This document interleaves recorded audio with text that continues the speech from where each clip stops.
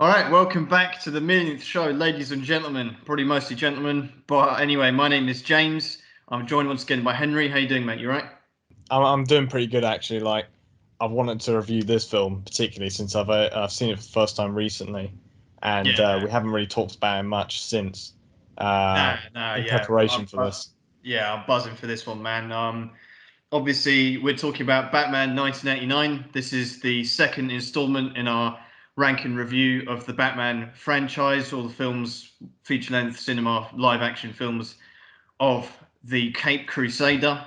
So yeah, this film obviously released in 1989. So that's what, 33 years ago? My math's good there, I think. Directed by Tim Burton, starring Jack Nicholson and Michael Keaton. Music by Danny Elfman. Runtime of 2 hours and 6 minutes. It wasn't a long film, and they Yeah, packed it lots doesn't of it stuff, doesn't which I feel appreciate. long when you watch it. It was It doesn't. It doesn't. And I similar watched it. length to 1966, but does not feel Yeah, that long. it's about yeah. Well, it's only about 20 minutes longer. I mean, I'm not gonna lie, they could have made this half an hour longer with just Jack Nicholson doing whatever he likes, and I'd have Yeah, happily watched it. But it's concise. The films back then they weren't so long generally. I mean, you did have those like Ben Hur and all that 4 hours, but anyway, yeah, of course. this film 2 hours 6 minutes. Didn't fuck around, and yeah, I'm with you, man. I've been really looking forward to this episode, this film in general. I watched it yesterday again, probably about the seventh or eighth time I've seen it. This is one of those films I kind of watch about once a year. I saw it first when I was about 14, 15, and just fell in love with it ever since. Well, and what's your history with this film? Yeah, well, my history started about last week when I saw it for the first time, and I was a bit apprehensive when watching it because you had said, you told me all these good things about it. It was one of your favorite, or if not your favorite, Batman film. And another guy I know who is really into his films, like he watches one every day. He said like he didn't want to touch this film with a barge pole, but after seeing it, I was very gladly, surprised because I was interested to see how Jack Nicholson, the guy from the fucking Shining, would Yeah, do the Joker, and yeah, it was just fantastic, really. I yeah, can see why a lot of people like him. yeah. He didn't disappoint. Yeah, I can't believe your mate didn't like this film, man. I've never heard anyone that negative about this film. Generally people like this film. They might not like it as much as Chris Nolan trilogy or whatever. I certainly do. I think it's on par with those films, especially as a Batman film itself. We're going to get into all that, but yeah, like you say, this film is more. I mean, you could say this about The Dark Knight as well. This is more of a Joker film than it is a Batman film, even though it is literally called Batman, etc. But Jack Nicholson obviously top billing on this film as well. He's appears first in the on all the marketing and stuff Yeah, for the film. that's the first thing I That was part of noticed. this. That was part of the demands. I mean, the studio. I was reading about it in the studio. They pulled out all the stops to get him for this film, and they did some crazy stuff. I was reading about Tim Burton, like did horse riding and injured himself or something. They were like taking him on the town to just try and seduce him into doing this film. And I don't know Yeah, if Jack Nicholson was playing hard to get, or whatever, but so worth it. I'm so glad the studio did everything they could to get him in. He had some pretty interesting conditions in his contract. I mean, one of the things I saw was that he had his own strict shooting schedule, and part yeah, of it that was was it? that Yeah, he had to have a day off when the Lakers were playing home games. That was like a condition. So I mean, because Jackson was such a big star at the time of this film. I mean, he's a cinema legend, right? But I mean, back then he was probably, I mean, fair to say, probably in his prime. He yeah, earned a shit ton of money from this film, and I mean, yeah. It he was. It was. he, I he think it. smashed it though. He smashed Yeah, it. I think up until because he got a large like chunk of the box office or something Yeah, revenue, and I think it was like the record for like the most money taken away by an actor for a film up until like 2003 or something. yeah, He yeah. like went away with like anywhere from like 40 million to 60 million. Man, he deserved every penny for this performance. Jack Nicholson's joke. This is like, and I've seen a lot of films of them in. You mentioned like The Shining, classics like One Flew Over the Cuckoo's Nest, all sorts of films he's been in. And he's a phenomenal actor, and he's done so many iconic roles. And then this one, the Joker. I think this is just this doesn't define him as an actor by any means. He's had an incredible career either side of this film. What I did like was the fact that he's very passionate about his performance in this film as well. There was a time where he said the Joker was one of his favorite roles that he's ever played. And there was a time he enjoyed his performance so much he was watching this film once a week at his house. Yeah, I remember I'd seen that. Yeah, I've read that before, and I was like, I don't blame him, honestly. yeah, Yeah, if I could be bored, yeah. I'd watch it every I week. appreciate that a lot. In fact, one of the times I watched this film, I watched it and just skipped to Jack Nicholson's parts. I didn't watch the rest of the film. I just watched his parts, and there's so many iconic scenes and lines and quotes. There's such a quotable film. For me, it's one of those films that it's not just like a great Batman film or just a great super film. It's a great cinema film. So many iconic cinematic moments for me. We're going to break it down obviously when we do the storyline, but the significance of this film as well, because obviously these days we're in this era of where super films are the biggest thing, and Dark Knight, Justice League, Marvel, all that shit, and it's like there's so many now. You can't turn around without seeing like a super advert or anything. Yeah. But back in these days, man, all you had from Batman was the Adam West one, which we reviewed last week, and I think it's fair to say slightly different tone. It's what they Yeah. did here. Yeah, he's no longer the And camp crusader in this one. yeah, And and I the only other sort of super film was Superman from 1970s. Superman 1 and 2, which was successful, but again, it wasn't like this where it's like this really revolutionized what Tim Burton did with this film. Just really revolutionized Batman and superhero the genre for the next until to date, really, because until this we didn't really ever have like a really serious dark film, which is what Batman is. He is the Dark Knight. This film obviously directly has inspired the Batman the Animated Series. So the creator of that show said the series would never have happened without this film. And I think we got a lot to thank for that, because that series is obviously amazing as well. We won't talk about it on this yeah, series that we're I doing. believe they even use the same theme and same It wasn't. It Batmobile wasn't design. quite. It sounds similar, but it's not. It's by Danny Yeah, Elfman as well, yeah, it's not but it's exactly the same. actually it's slightly different. They're both iconic. Obviously, they're both fantastic. They both sound similar, but there is a difference when you hear them. Yeah. This And film even the also Batmobiles are inspired. similar. Yeah. Yeah, this film also inspired three sequels, each to varying success. Yeah. We'll get to them in the next few weeks. Couple more I wanted to throw at you. Obviously, this was actually the fifth highest-grossing film in history at the time of its release, and the highest-grossing DC film until The Dark Knight in 2008. Yeah. I think in its release year it was still slightly beaten out by The Last Crusade though. I think, yeah, worldwide or domestic, or I don't know, but I mean, yeah, this film just was so iconic for so many reasons, and I mean, do you want to just get into the storyline? I'm so Yeah, excited to get exactly. talking about this The film. yeah, Let's that'll fucking come do as it. it goes. Let's fucking do it. Okay, so the film Batman 1989 begins with the iconic Batman theme. Oh yeah, when I heard that. Amazing, and you'd not heard it before, right?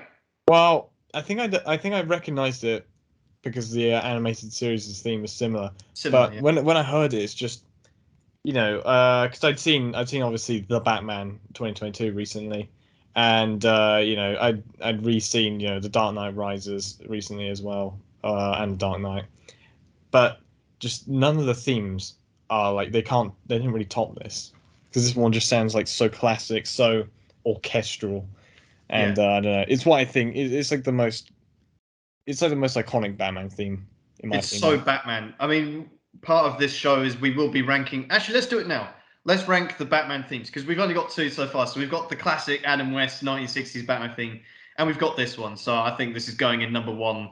Well, very clearly at the I moment. mean, don't get me wrong. The 60s one is still iconic, and I hold a very soft spot for it.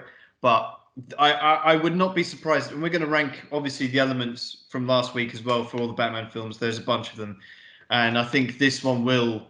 This film where we will end up number one. I think. Well, by the time we finish this series of films that we're ranking, I think this will end up number one in a lot of categories, because it's just the thing about this film is it is kind of weak in some areas, because I feel like they were focusing so much on certain elements in this film.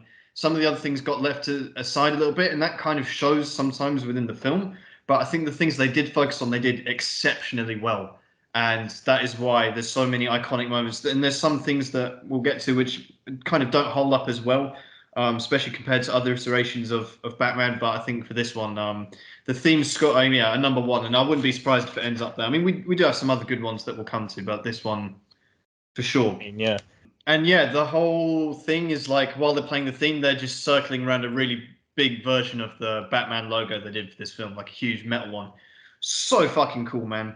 So you get the Batman theme, you get hyped up. The theme itself as well. It's just it is so Batman. It just defines him, and it's just, I don't know what it is about it. It's just the highs and the lows and the way it changes and shit. And the music in this film in general is outstanding. The soundtrack is superb, and what made me laugh was the fact that Danny Elfman, he was quite before he did this film, he was kind of a little bit nervous going into it because he'd never done a film of this production, and the way he blew it out the water, and he went on to compose some fantastic score, like the Spider-Man theme as well. He did the iconic Spider-Man for the Sam Raimi trilogy as well, and just what a composer, man! Very underrated, and just made this iconic soundtrack for this film. Not just this, we'll get to more of that anyway, but we get to just a still of Gotham City, and this is another element of this film which they put a lot of effort and time into, and it really paid off because this Gotham looks incredible. The world building is like, again, it reminds me just ever so slightly of the animated series, obviously, which is inspired from this, so that would explain it. But it's not like it's like sort of the cartoon almost, like Shantytown, like side of like Gotham in the previous film, which is like half New York, half sort of like comedy skit set. Chicago or some shit. Yeah, man. Yeah. This is the thing, and it happens again in Chris Nolan's trilogy as well. Gotham there is just like it could be any city, which is, I guess, the point there. But I think this Gotham as well in the Batman. I think Matt Reeves did a really nice Gotham City as well. But this one, what I like is it's so Tim Burton, and the set design was just it was fantastic. Just the fact that everything is just all the elements just slightly exaggerated because it is this Tim Burton style, like, and not just visually, but a lot of the elements in this film are just everything is just slightly exaggerated. I mean, later on when he pulls out the long radio and all these little things, this sounds and everything. His extremely long gun. Yeah, it works so well. Yeah, we get a few shots of the what a shithole Gotham is. Basically, you've got some fucking bums and shit, man. Shit, like doing their thing, a lot of vandalism, crime, all that shit. It's just like I say, the world building is just so neatly done. And then the next thing we get is a couple and a kid leaving a theater, and they're like going down some dodgy alleyway. And I don't know about you, but did this get you? Did you think like this was Thomas and Martha Wayne and Bruce, like young Bruce Wayne? It did. As soon as I saw it, I was like, oh, they're really going to do this. They're going to have Joker kills Batman's parents and so on. Because I think I remember Tim Burton didn't want Batman to ever kind of sort of have that find out, like, who killed his parents. It would just be like an unnamed assailant or something. Because otherwise, if he figured it all out, then he wouldn't have any motivation to be Batman as a detective. Yeah, that's a good point. I never thought of that. I mean, they do the origin story, but this isn't it. Basically, they and this is obviously done deliberately, but it's so like what you have to keep in mind is no one had ever done an origin story of Bruce Wayne. It was never the '60s Batman. I mean, on film, of course, obviously in comics, but like in Adam West's Batman, there was never an origin story, right? It was just like, I'm an orphan, I'm a millionaire, that's it. That's all you ever knew. But this one, obviously, they didn't. It's funny because we've seen it done to death now. Like, the amount of Batman, like origin, Thomas Martha Wayne, the pearls, all that shit. Yeah, the pearls always. It's done so many times, but this is the first time, and it's amazing the way it stood the test of time. Because when you're watching the film and you see these two guys, you think, they're doing it again. But then it's not. It's actually these muggers, and they take them down. But then, Batman doesn't really save them, right? This is the funny thing, like. So what happens? These two muggers, they get them, and they're fucking going through her purse and stuff. And then one of them's like, he's a bit green, he's just like, he's shitting himself. He's talking about the bat, and the other guy's like, fuck off, there's no such thing.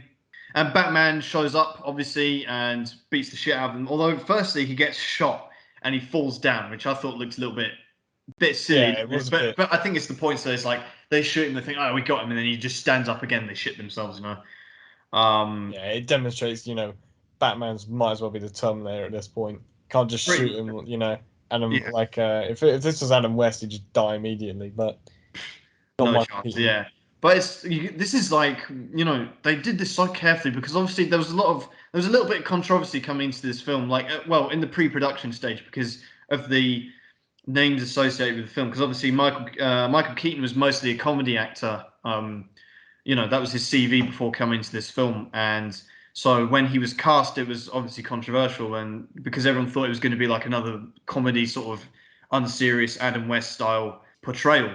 And yeah, they got a bunch of complaints as well, right? Yeah, they got 50,000 letters, I think, from primarily comic book fans of Batman, sort of 50,000. believing that this wouldn't be like the Dark Knight Returns, which it was actually partly inspired off of, which had just come out previously. Yeah, And and I think it's interesting just to touch on it as well, the fact that all the different actors who were considered for Batman as well, because oh yeah, it's just like a who at the time it was just like a who's who of the A-list, Hollywood actors at the time, because there was Bill Murray, Mel Gibson, Kevin Costner, Harrison Ford, and most interesting for you and me because we like our James Bond overlaps oh yeah, is of course, Pierce Brosnan was approached, but he didn't want to yeah. do like a comic book because He of didn't want to be obviously. associated with it. Yeah. If you asked him, maybe nowadays he's probably Ooh. like maybe punching the air over it a bit.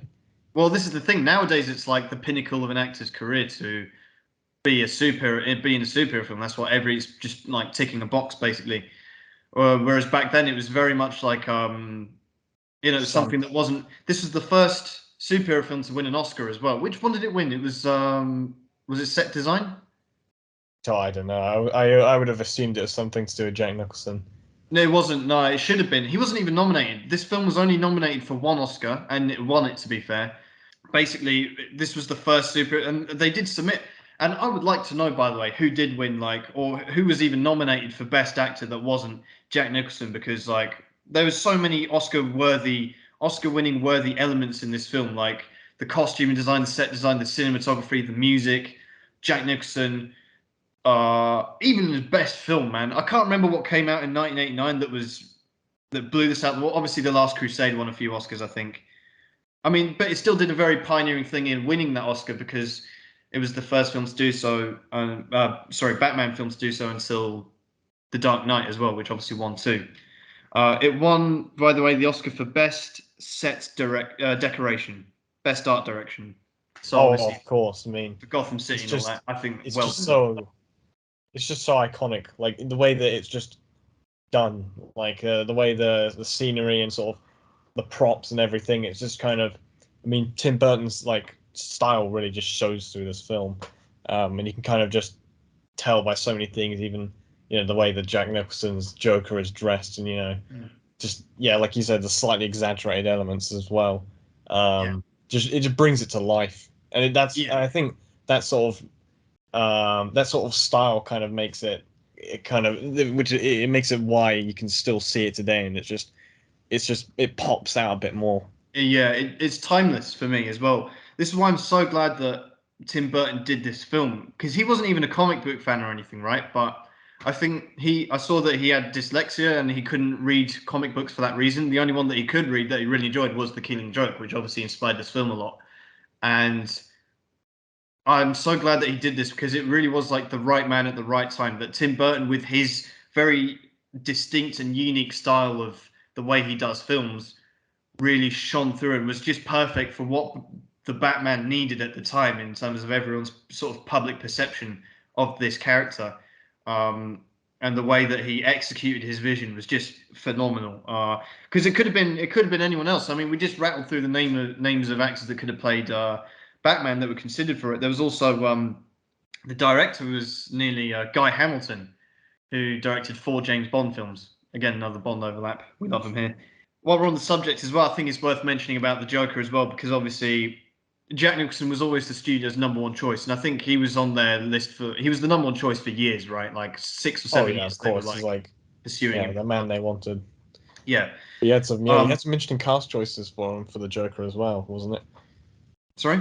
Yeah, they had some interesting casting choices for it. Yeah. Yeah, Well, there was obviously Robin Williams was the one. He was kind of like the second choice, And part of their tactics to get Jack Nicholson in was they offered the role to Robin Williams. He accepted it. And then they went to Jack Nicholson and went, oh, okay, so if you don't do this film, Williams, he's accepted, he's going to do it. And obviously that must have been like, that helped Nicholson made his mind up and accept it. And then they cancelled on Robin Williams, and he refused to be the Riddler when they asked him back for Batman Forever. And he refused to do any Warner Brothers production until they apologized. So as a man who holds a grudge, and just a little bit of bad blood between him. I don't think Robin Williams would have been a bad Joker at all. I think he would have done. I mean, obviously he wouldn't have been Jack Nicholson, but who knows where that would have gone down. Another interesting name I saw. There were a few that popped up, but David Bowie. Imagine David Bowie's the Joker. That's just I know. I think that'd be like rather weird. It would be weird, but it's Bowie, and I feel like that would have been really interesting to see. Well, unfortunately, we'll obviously never get to see that, but I mean, it's not like Nicholson let us down, was it? Yeah, of course. I mean, you even had, what was it? Willem Dafoe was also considered, and it was just he was considered for both Bruce Wayne and the Joker. That was strange. I mean, like a lot of people have said, oh yeah, he kind of he'd be a great Joker because he even looks like him, and I'm like, yeah, I mean, but I think the fact that he was the Green Goblin kind of suits him just a little bit more, really, because it's like he's more just crazy rather than sort of like the Joker's sort of maniacal but also methodical. I'd still like to have seen William Dafoe play a Batman villain, because he, like you say, he does have that insane. Whether it would have been the Joker or the Riddler, I think he'd have made a good Riddler. But I mean, we'll never know, will we? So anyway, let's get back to the story. Otherwise, we're here all day. So Batman gets shot down. He comes back up. He beats up these muggers, and he goes. He gets one of them, and he's like holding him off the edge of the roof, and he's like. And the guy's like, who are you? And he goes, I'm Batman. And fucking like doesn't drop him and then jumps off the building.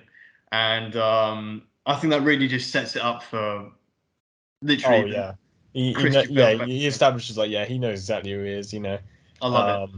I mean, if it's the previous film, he might have just said like a quip or something, but I love it. And because I think that was, I don't know if it was ad-libbed, but it wasn't in the original script for sure. It was meant to be like, I'm the Shadows or I'm Vengeance.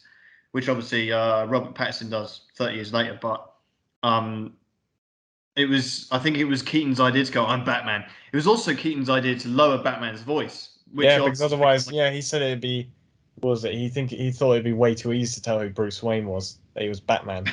Well, if your source material was Adam West, then he's absolutely bang right, And again, it's just one of those things where I don't think people really appreciate how much this revolutionized Batman and did so much for the, this film crawled so the Dark Knight could walk, you know what I mean? And it's just like, this obviously the creator of the animated series said that wouldn't have happened if it wasn't for this film. And who knows if the Dark Knight trilogy would have as well, you never know. Just because this film did so much for obviously the public perception of Batman. But anyway, so obviously, like I say, Michael Keaton, he came up with the idea to deepen Batman's voice. Which was cool. Although, to be honest, I didn't notice it that much. It was a little bit deeper, but it wasn't like, fucking Christian Bale, like Bale's one that everyone eating cigarettes. You know what I mean? Like, yeah.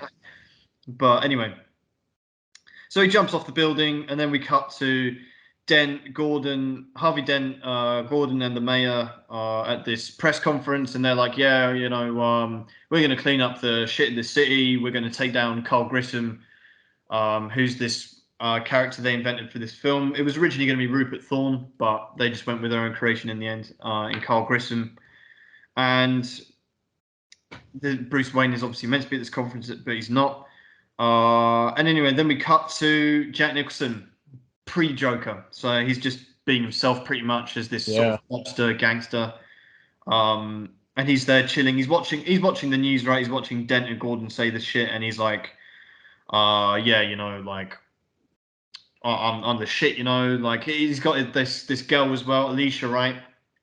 Carl Grissom's girlfriend, who he's fucking as well in the background, and he doesn't know about, obviously, but he's like the second in command, right? And it just sets up his character as well, because he's very vain, he's very full of himself. He's like checking himself out in the mirror, and she's like, yeah, you look good, you look fine, he's like, I didn't ask. looks down, removes the hand from the shoulder and shit, man. It's like, this is a pretty Sigma Joker as well, man, I must say. Yeah, Like, I mean, yeah, I was originally thinking, how is anyone going to play, the Joker before he is the Joker, and even these scenes before he is like, it's great how it kind of sets him up, and it kind of shows like a little bit of how his Joker's going to be. I love how they I do quite the like origin it. story here, and it's funny you mention it because it never dawned on me until now. This is the only time we ever see the Joker before he becomes the Joker in a Well, film. you Right? have Joaquin Phoenix a bit. Oh yeah, of course, But yeah. My bad. that film has quite a few problems with whether it's There's a little bit, just a yeah. You see a dude or little insight into it, yeah. Yeah, good point. I forgot about that one. But yeah, so yeah, he's just like, I didn't ask. Pretty Sigma moment. We're going to choose our most Sigma moment, and that'll be up there, I think.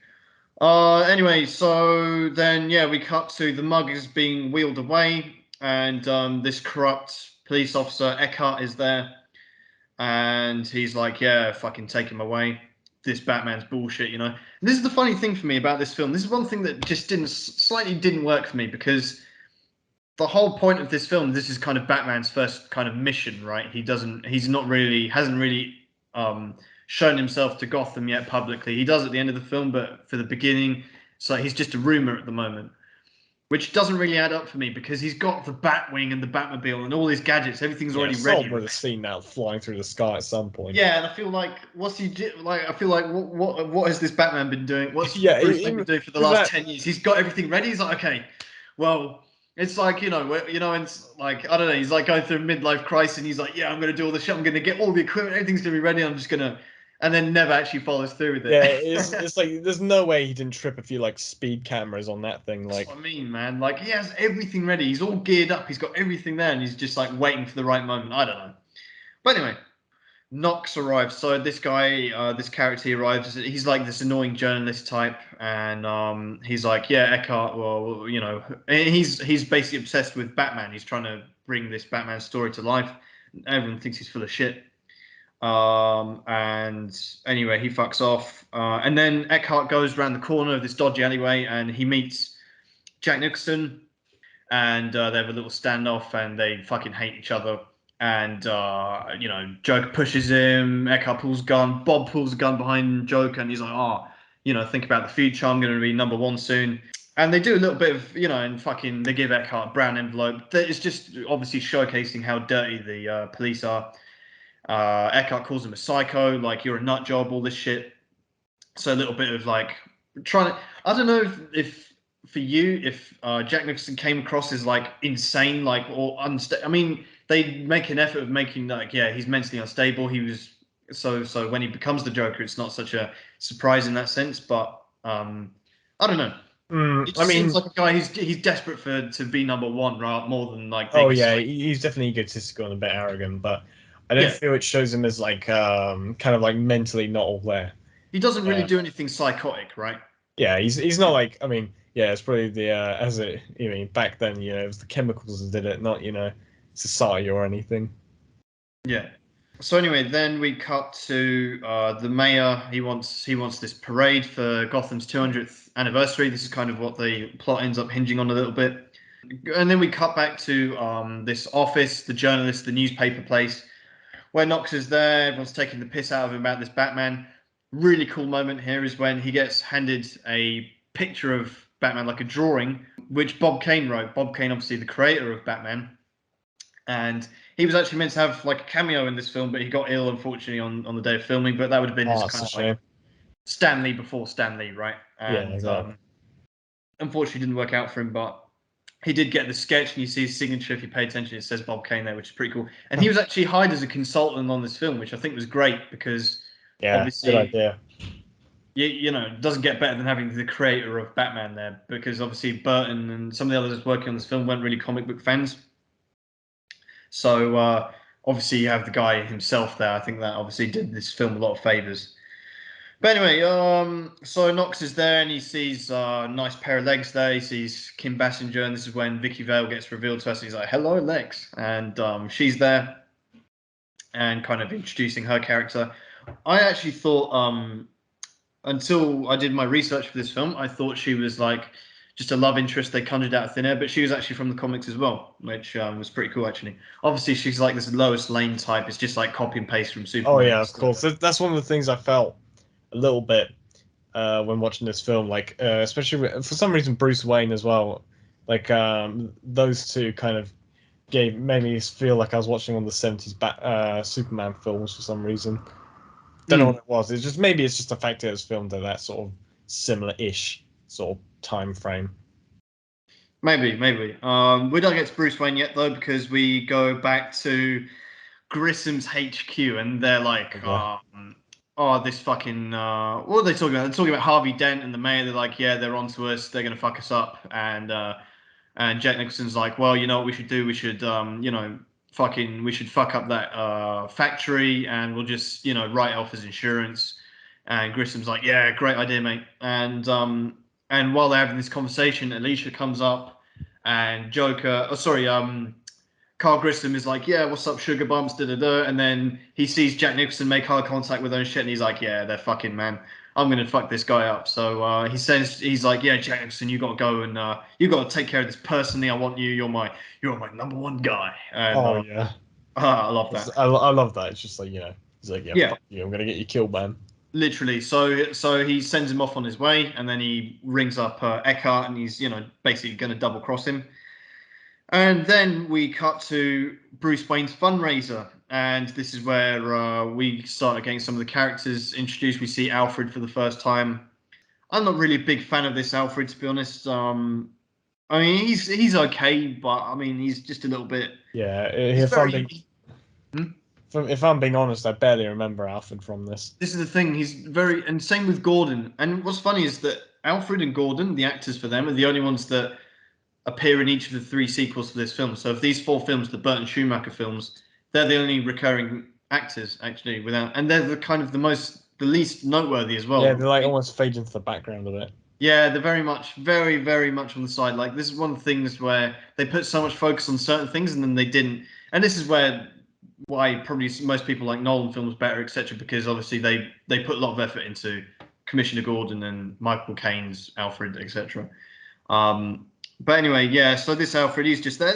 He's okay, but yeah, he's not very memorable, like I said. But he's there. He's looking. He's checking out Kim Basinger, all this shit. Gordon's there. He's playing craps, and I didn't really like this because obviously Gordon, he's meant to be like like a clean guy sort of thing, and it didn't feel right to me. Like I know he's allowed to gamble and shit, but still, it just gives off that kind of sleaze. Like he's one of it doesn't. Yeah, it's almost like it gives that like sort of slight air of the corrupt cop. That's what they would be doing. Yeah. And anyway, so Vicky Vale's here as well, and she's looking for Bruce Wayne, and she actually sees him. But so this is the reveal of Michael Keaton, and it's like, are you Bruce? Do you know who Bruce Wayne is? And he's like, I don't know.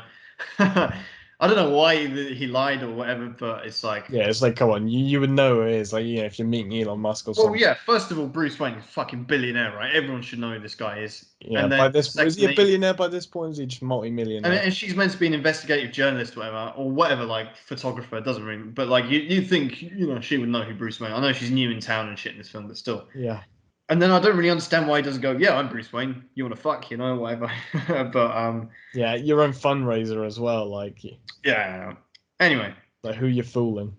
Yeah, exactly. So anyway, so then so Knox and Vicky Vale, they go into Bruce Wayne's little museum. They wander off through the mansion. They find one of Bruce Wayne's rooms where it's like, and they're talking shit about him, like while he's there behind them, they don't see him, right? They're like, oh yeah, oh this guy's rich, so he must be a wanker, and all this shit. And they're looking at his cool like collection of weird shit. And this is quite a Sigma moment because they go like, oh, where do you suppose they got this from? And he's like, it's Japanese. It's like, how do you know? Because I bought it in Japan. And I think that's the Sigma music there, man. That was a pretty cool moment. And they're like getting to know each other, and then they're like, oh, yeah, I'm Bruce Wayne. And she's like, are you sure now? And he's like, yeah. I didn't really understand what the point of that was. Yeah, there's a bit of a weird like play they did between them, but it's like. Bit strange. I don't know about you. I mean, Michael Keaton's Bruce Wayne. I don't know, didn't really do it for me that much. I mean, he was okay, but he's like Yeah, it wasn't bad, but I would actually probably bad, say but it didn't. Yeah, it's not as good as Adam West's, I'd even say, yeah. because Even Adam West as Bruce Wayne, at least he's very confident and very like very defining what he does, and let alone other Bruce Waynes. But I think this Michael Keaton's Bruce Wayne is just a little bit is lacking something. It's yeah, lacking. he's almost like I mean, I'd almost say he's like very slightly awkward even. Yeah, very. He just doesn't have any presence. I think that's the thing for me. Yeah, it's He like lacks you can't. presence. When he Yeah, walks in it's the you room, you're can't fill like, a room, you know. I mean, you compare him to like Ben Affleck's Bruce Wayne. He's fucking, he's there. He's like Bruce Wayne's got to be like basically like a James Bond type. That's why I would have liked to have seen Pierce Brosnan be Bruce Wayne. I Yeah, think that would have he really would have been worked. a perfect Bruce Wayne, I would think. It'd have been very nice. But anyway, so they're having a chat. They're joking about. He has another Sigma moment. The butler comes in. He's like, "Oh, I need to. Shall I open some more crates of champagne?" He's like, "Yeah, 6 boxes, whatever." And then Alfred comes. Alfred being bait as fuck once again, and he's like, "Oh yes, Commissioner Gordon had to leave very suddenly, sir." And he's like, "Oh, okay." And this way to the Batcave. I mean, this way. It's like, "Oh Yeah, yeah, okay." it's just Michael Keaton's delivery is quite good, and he is like this sort of Sigma male Bruce Wayne, but again it's just the presence. I feel like because this is the thing as well, because when they were designing the suit for Batman in this film, um, they because obviously Michael Keaton he's quite average kind of looking guy in that sense. He's not like ripped or muscles or anything. He's just kind of yeah. like I think they had that problem as well because their original description of Batman in one of the earlier drafts of the script was like he's got like muscles on top of muscles, and then when they cast Michael Keaton, they were like, yeah, we might have to redo that a little bit. rethink that. Yeah, he's kind of like pretty average kind of build sort of guy. And I think that kind of plays into it a little bit as well. I mean, he wears the suit. I don't know if it like really works for him, but anyway. So the next thing happens. Yeah, they go to the Batcave, and he's there in the Batcave, and he's checking out the CCTV, and he sees Gordon, and he's like zooming in on him. And he's like, "Oh, they're going to access chemicals." Do you know what I like as well? The fact they all know Eckhart's bent as well, because they're like, "Oh, who's in charge of this? Why wasn't I told?" And he's like, "Oh, Eckhart, sir." And he's like, "Oh shit," like he already Yeah, knows. Like yeah. It's this is like he's how. not fooling anyone. Yeah, and they do. And this is another way. It's like I appreciate the way they build this world because Hmm. it's so dirty. They even the police officers themselves know who's dirty and who's not, and there's nothing they can do about it. It's so corrupt. They know amongst themselves who's bent and who's not. Yeah, it's kind of it's far removed from like sort of the flowery world of Adam West's world. Yeah, it's like where Yeah, everyone's happy, even the yeah. Jokers, Everyone's Boy Scouts. Yeah, exactly. yeah. But I don't think we ever really see a Gotham this corrupt, to be Oh honest. yeah. Even in Nolan and the Batman, like in the Batman to some extent, yes, but I think this is like, oh, actually, yeah, that was very fucking corrupt. But I think this one is like super, like where Yeah, Gordon himself. when even every police officer kind of knows. Yeah, he's like, I've got to personally intervene. I've got to stop being at this fundraiser. I've got to go in my tuxedo to access chemicals to stop whatever this guy's doing because he's bent as fuck. So. Yeah, exactly. That's when you know it's bad. So anyway, then we get to access chemicals, and Jack Nicholson's there. He's trashing the office, and they're breaking open this safe, and then the safe swings open. It's empty, and they're like, "Oh, we've been double crossed here. We've been ratted out." And they're like, "Okay, well, be on your guard." And then Eckhart shows up, and Eckhart's like, "Yeah, we're gonna kill this guy. Fucking shoot him," because obviously now he's got personal beef with Jack Nicholson as well. So they're starting to have the shootout, and then Gordon shows up, and he's like, who's in charge here? Eckhart, yeah, I'm in charge now. I want Jack Napier taken alive. And the way he says it is really, he's like, I want him alive on the Yeah. microphone.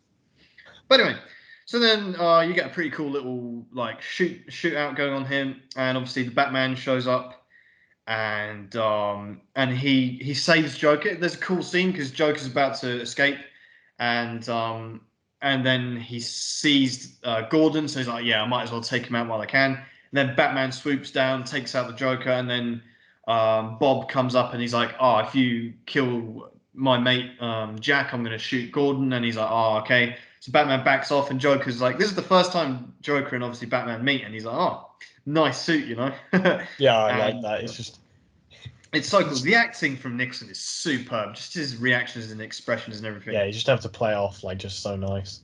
Yeah. So Batman backs off, and obviously Jack Napier's about to leave, and then he sees his chance to shoot Eckhart, and he goes, remember that. Think about the future." Shoots him, and does so. And then once he's done that, he's like, he kind of senses Batman is there, and he is. So he turns, and then he shoots Batman, and it deflects off Batman's arm onto a machine, and then shoots. I think this is right. It shoots Jack Napier through both cheeks, right? I think that's That is slightly ridiculous, but that's a bit. That's where it's like, okay, but we'll allow it, right? So it shoots him through both cheeks, and he tumbles over the sides, and Batman tries to help him, but then his hand slips out of the glove, and Jack Napier falls into the vat of chemicals. And Batman thinks he's dead. They all think he's dead. They will shoot off. After they've cleared off, we see Jack Nicholson's hand like rising out of the acid, which looks a bit dumb, but it's so fucking cool. The music and everything, because obviously, I think this is the first and only time we see the Joker's origin story, but true to the comics. yeah, right? of course, because every other one wasn't that like that. Yeah, and I think the reason this has never been replicated is because it's done so well. This is they couldn't top it, could they? They can't. You cannot top this. This is almost the reason. This is the reason why it took them 20 years to recast the Joker as well, because everyone was quite intimidated to step up to Jack Nicholson's performance until Heath Ledger did, obviously, and did very well. But obviously, the origin story itself, I think it's literally the scenes that play out here is literally like out of a comic book, right? And it's just like falls in the vat. It's all the colors and everything. It's so nicely done. Anyway, then we cut to Vicky Vale, and she's having a date with Bruce Wayne, and they're in his mansion again, and they're at this huge table, and this is where salt, Yeah, past the salt. Yeah, and this is where Michael Keaton's comedy experience comes into play a little bit, and it works. I like it because it's like, she's like, do you like eating here? And he's like, oh yeah, it's great, And he's like, actually, I've never been in this room in my life. Oh yeah, which is I do good, like man. that actually. It is quite funny. It is nice. It is good. This is where Michael Keaton's very strong, I think, in these comedy moments, because obviously he's more of a comedy actor, right? And I think this is where he pulls it off very nicely. And so instead they go to the kitchen, and Alfred's there, and he's like, oh yes, and I touched Bruce when he was a boy. And they have a good little laugh. Actually, fun fact, well, not fact, I saw a fan theory, right? And I was saving it for this episode because it is quite funny. And it's a theory it's a theory that Alfred is actually Bruce Wayne's biological father, right? Oh man, I don't know if you've ever seen this, but it's just the fact that, well, obviously Thomas Wayne, he was like a businessman going out and about. Martha would have been on her own a lot in the Wayne Manor, and who's that? Yeah, you're right. And like, yeah, maybe she was fucking Alfred the whole time, and Alfred's his father, and that's why he cares after Bruce so much. I mean, I found that fan theory quite funny, But anyway, yeah, you gotta love them. But yeah, anyway, so Alfred's there, and I like this scene because it is quite like a nice intimate moment between Alfred, Bruce Wayne, and Vicky Vale. It builds their characters quite nicely, and they're all sat there. It's quite nice. They're getting a bit pissed, they're drinking champagne and shit. And then we cut to one of my favorite scenes in cinema history, man. The Joker's transformation scene. So we cut to this fucking dodgy backstreet alleyway, this fucking shitty surgeon, man. And the way this is filmed and the music, it's so good because it's from behind. You never see Jack Nicholson's face or anything, right? You never even see the front of him. It's just from behind. All you've got to see is this naked bulb above him, and basically the surgeon. And the surgeon's acting is so dramatic, but it's so perfect. It's just I love that one line specifically where he's like, oh yeah, it's best I could do with these tools, and it like goes to like the shot of the tools. It's like something fucking like buzzsaw basically. Literally from like a horror film, man. It's like you just cut. It's like just these shitty it's really from like something from a horror film. And this is where Burton, he just nails everything. This actor that plays the surgeon, he's so memorable because he's there and he's like the horror on his face as Jack Nicholson's like unwrapping his face. He's like he's terrified of what he's just created basically. And it leaves the audience because the audience can't see what's going on, right? And you're just like, whoa, what's going on, man? And Jack Nicholson asks for a mirror, and he doesn't even want to give him the mirror. He like grabs it himself, and he looks at it, and he's just like he starts crying, and then it just turns to this hysterical laughter, and he smashes the mirror, he smashes the bulb, and he's just like uncontrollable laughter, and he's just like, and this is just. Yeah, I love it. He just I'm even saunters getting. out, you know. It illustrates from the as soon as he turns into like the Joker here, he's just like Yeah. it like that's the way they illustrate that he's insane rather than, you know, immediately like, oh yeah, I'm a really kooky guy. He just has to start like he stops acting like a normal person even like Yeah. even though he was a bit arrogant before and he's just Yeah. like he sees like his face is fucked up, but now he's just laughing about it. Yeah, you get to see the exact precise moment where he loses it. He becomes insane, and that's when he sees himself. And I think that plays very strongly into the rest of the film because the plot is kind of Joker's motivation. Because this is, I think, one criticism people have of this film. Joker's motivations aren't very defined, right? But I mean, first of all, it's the Joker, right? I mean, the whole point is that he's this unhinged, you know, like mentalist, right? But what I like about his motivation is kind of like he looks like this, and he kind of he's embraced it, and he wants everyone else to be like this. And this is why he's doing the Smilex thing and everything. We'll get to it, but Yeah, I know, but that um, plays also into his like previous, you know, his attitude and sort of behavior that we've seen before as well. Like, you know, he's like arrogant, he's obsessed with himself. yeah, But now exactly. not only is he just obsessed with himself, he now wants everyone to look like him as well. Yeah, they set up so nicely because at the beginning he's so vain, and he's like, yeah, he knows he looks good. He's like full of himself, and now he's like he looks like a freak basically. Yeah. So yeah, and I just love it. And he's staggering up the steps, and the laugh is so good. And I like the way the sound editing is done because the laugh continues into Bruce Wayne then walking up some steps in his manor, and Yeah, I it's like just that. showing obviously a big message in this film is like the duality, right? And it's kind of like Batman and the Joker, the same person, basically, or whatever. Like, but I don't know how well that works or how much I kind of buy into that. But this is a nice way that they kind of show it because he's walking up the steps, and Bruce Wayne is, and Vicky Vale is, and they're like, they start making out. They're a bit pissed, and they obviously hook up, and then Batman's swinging upside down. That was a bit weird, but. Anyway, and then we cut to Grissom's place again, and I feel like I don't want to repeat myself every time we talk about a Joker scene, it being like the most iconic thing ever. But this is another one because this is where the Joker reveals himself. Right?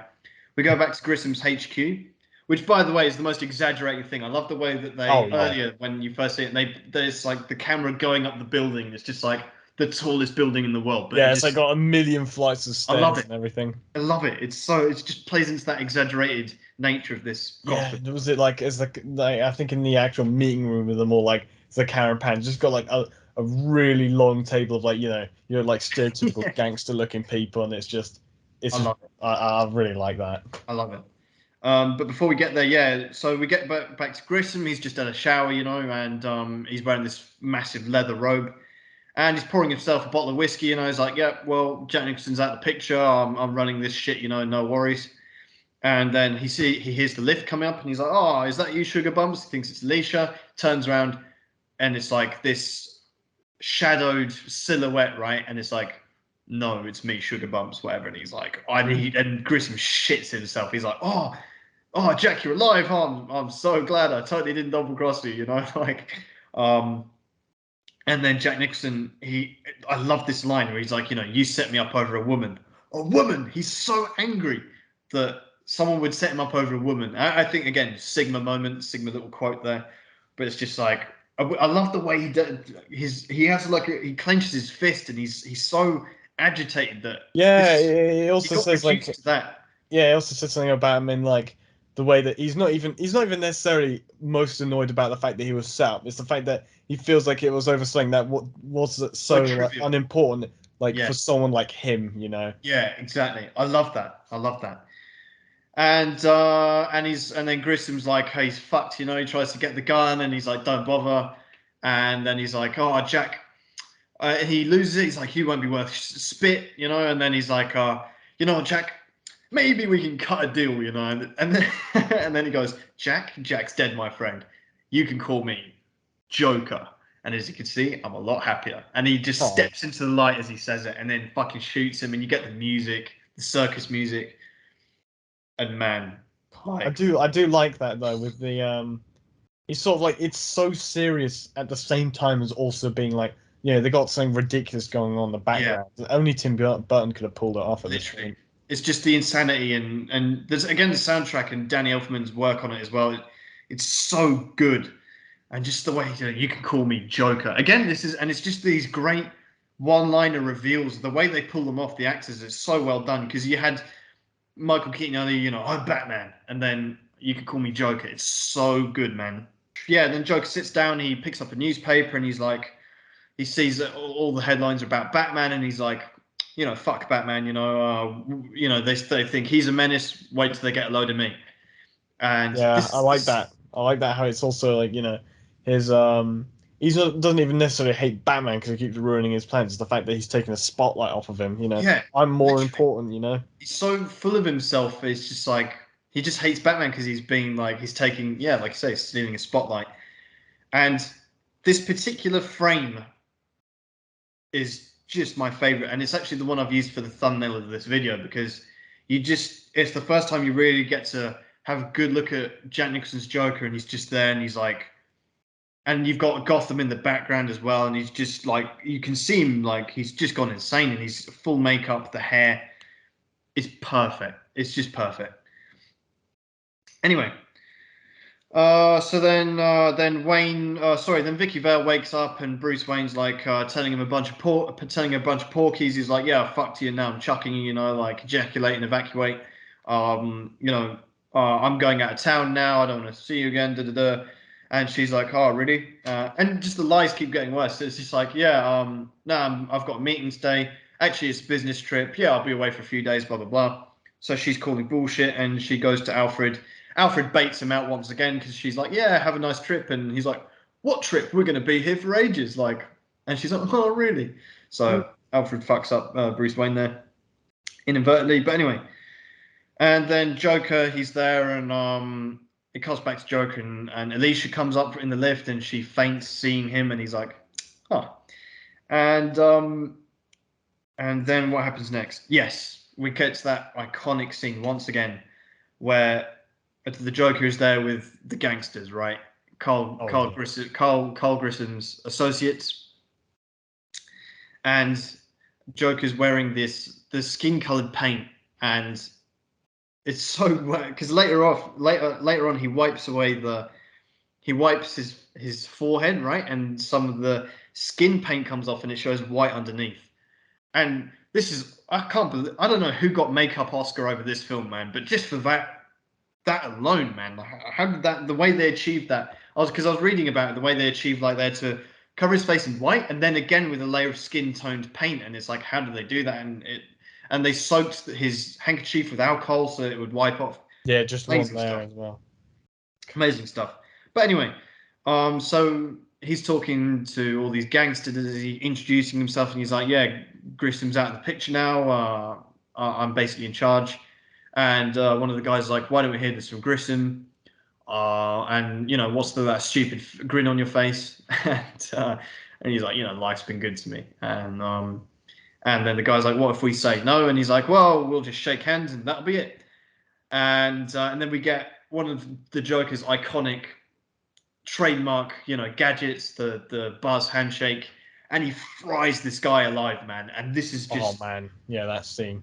This is the first really psychotic thing we see the Joker do, and it's just brilliant, because he's frying this guy alive in front of all these other people. They're all like, what the fuck is going on right now? And he's just singing this song and shit. He's like, he's loving it. He's laughing and shit. Yeah, And it's just another like, I mean, it was important for this film, so it's like the contrast between this and Cesar Romero's one. You like use a buzz on song, you got like a funny effect, like 2 seconds. Like this guy like starts catching on fire and everything. Like he's like by the end of it, he's like burnt, like it's amazing. Completely black. He's like lost half his like body mass as well, man. He's like a skeleton. Yeah. And then Jack Nicholson's like fanning him with his hat, and he's like, oh, he got a little hot under the collar, amazing. And he's laughing, he's pissing himself laughing. I love it. And he wipes his forehead, and he's like, okay, now you can all fuck off. You can see, like, I'm the boss now. and all of his henchmen come in. They're holding them all at gunpoint, and then he goes over to Bob, and he's like, and then he does, and this is cool because it's like Jack Nicholson basically improvised an impression of the actor who played Carl Grissom when he was early. He was like, "You're my number one guy," and he does really exaggerate it to Bob, like, "You are my number one guy," and he gets so into it. It's so funny, and Bob's just like, yeah. I just love the way, like, yeah, he's talking to him like he's actually having a conversation with him. Like, obviously he's dead, "Oh, but yeah." it's He just walks over to the like, fried corpse and he starts having a chat with him. Again, man. just showing how insane he is, and it's so good.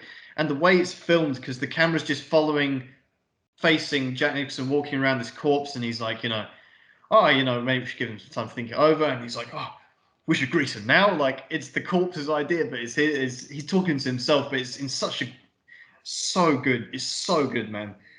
And then he goes like, "Oh, you're crazy, man. I'm glad you're dead." And he fucking straightens his tie, and he's like, "I'm glad you're dead." And he's just laughing. It's just this hysterical laughter again. Amazing. Amazing. Jack Nicholson was robbed of an Oscar, man. Didn't even get nominated. I think they were just so used to giving him Oscars, they were like, we'll save him for this Yeah, one. someone's got to win it this year. So then we cut to Vicky Vale. She's following Bruce Wayne because she's like, okay, so he lied to me after fucking me, so let me, see what he's all about. Because that was her mission anyway, right? To try and, get close to him, find out what he's all about. So she follows Wayne to Crime Alley. Well, not Crime Alley, but some alleyway, and he lays down a couple of roses. We don't know why yet. Obviously, we know why, because obviously his parents died, but like audiences of this film are probably still a little bit, okay, well, if you weren't familiar with Batman back then, I guess you didn't know what he was doing. So he lays down a couple of roses, and what again, the music here is so good because because you've got this quiet, kind of sad music, and he's laying down these roses, and she's like in the background trying to see what's going on, and then he stood there, kind of, reflecting for a minute, and then the music just changes to this really dark, like almost chiming into the Batman theme again, and it's like I just love the symbolism of that the music does just in that moment, because it's like obviously this is the moment when his parents died, which basically inspired him to become Batman, to become a crime fighter, and the way the music does that, it's just so good. I don't know if I hope other people notice that, but I really wanted to appreciate that moment there.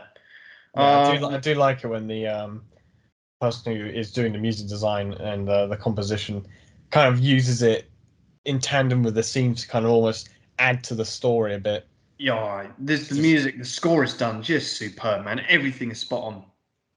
So anyway, so he stood there and he's reflecting on how he became Batman, and then he pops over around the corner and there's some press conference going on once again, and it's one of Grissom's guys that Joker just spoke with, and he's like, "Yeah, we're taking over Grissom's business while he's out of town," and Knox is there as well, and Vicky Vale, everyone's there basically. And then who should show up but the Joker? Even he's there. He shows up because they've got all these mimes coming up, and it's really, I don't know. It's like it was very strange and off. It's very like weird thing to happen, but obviously it's building up to the Joker, who publicly reveals himself, and he's not actually wearing the Joker suit. He's wearing a suit which I've never seen before or since. Apparently, it's from like a specific comic book, but very interesting, very strange, kind of black and white checkered sort of Oh yeah, that outfit going on. He's got that different was very lipstick as weird. well. Yeah, because A he's bit normally so strange, but vibrant. the Grissom guy, he's like, yeah, it's all legit, no worries. He signed it himself, and he's like, yeah, he did. I was there. He signed it with this pen in his own blood, and he fucking throws this feather at this guy, like kills it, like in the throat. But so it's just crazy. The way he kills someone, man. He buzzes the guy before, and then he throws his feather into this guy's throat and kills him. And then he goes, the pen is mightier than the sword. Great line, great moment. The music again is so good. By the way, fun fact: this version of the Joker has the highest kill count of any Joker iteration, and he only kills about 12 people, I believe. His kill count is 12 in this film. So then the goons start shooting all the mimes. They start shooting around, and everyone ducks down except Bruce Wayne, because he's like, "Holy shit, man! Didn't I just kill this guy or whatever?" Like, well, not kill him, but he's like, I watched this guy die like an hour ago or last week, whatever, and he's like, and now he's back. And he's kind of just following, and they make eye contact again, and Joker's like waving at him, does a funny little wave and drives off. He sees Vicky Vale there as well, and he's like, "Oh, I've been caught out, but I don't care. I'm already like, what the fuck is going on?" And then we cut back to, I believe, Harvey Dent or the mayor, and he's like talking once again about what just went down. And instead of talking about Joker, he's talking about Batman, and that pisses off Joker. He's watching the TV, and you get the boxing glove Yeah, like punch he just thing has it there ready, you know. to smash the TV. And he's like, fucking Batman, you know, like stealing his press again. And then we cut back to Wayne Manor. Alfred's pouring a glass of water just as Bruce Wayne walks in, and he's like, "Alfred, give me a glass of yeah, thanks." And they have a little chat, a little heart to heart. And Alfred's like, "Oh yeah, Vicky Vale, you should, totally marry her, and she'll sort you out." And he's like, "Nah, I don't care." I just saw Jack Nicholson. He's back on the streets, and Alfred's like, "Oh shit, no way." And I like to imagine, when you say Jack Nicholson, it's actually just the actor running around, not Jack Napier, Jack the Napier, crime yeah. boss. I mean, I want to say Jack Napier. It's Jack, whatever. Yeah, it's just, you just think Jack Nicholson, like, yeah.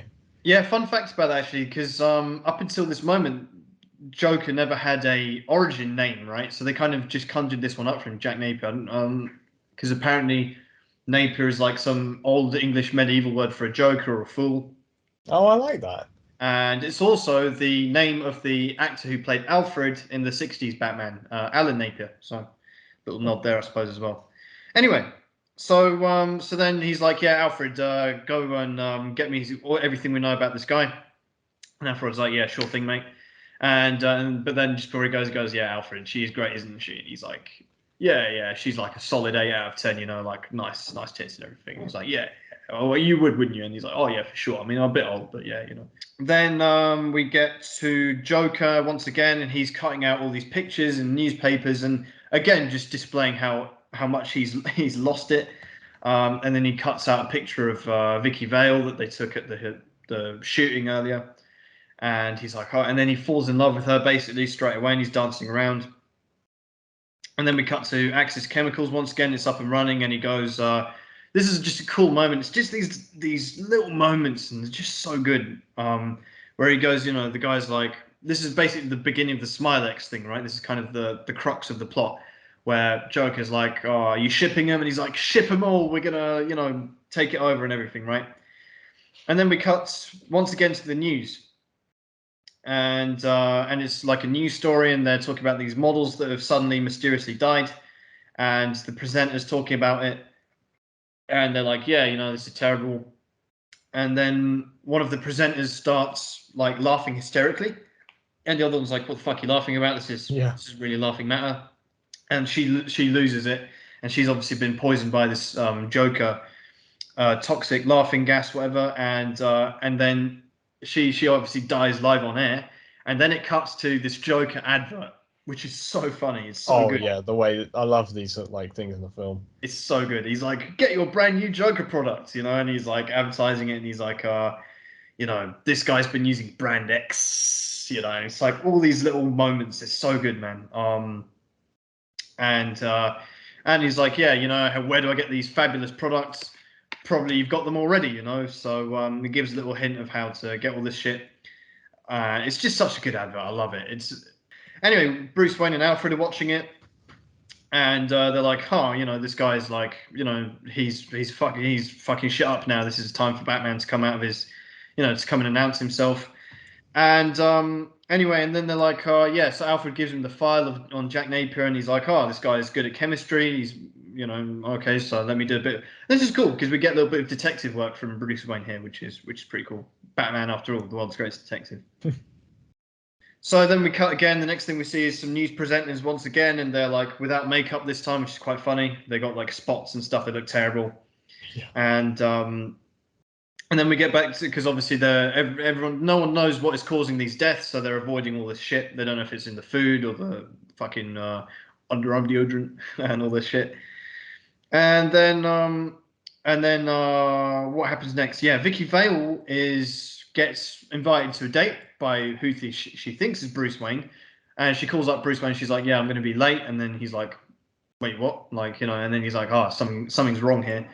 So she goes to this museum, and she's waiting for ages for Bruce Wayne to show up because she's late, but then he's late as well. And she's like, "Oh, I'm bored shitless. We don't have phones. It's 1989." And then obviously the Joker shows up. Oh man, I gotta say, I love this scene as well. It's Like, so good just because playing the obviously you get the music and he's laugh. just running around. It's not the laughing gas, but he pumps some kind of knockout gas into the museum.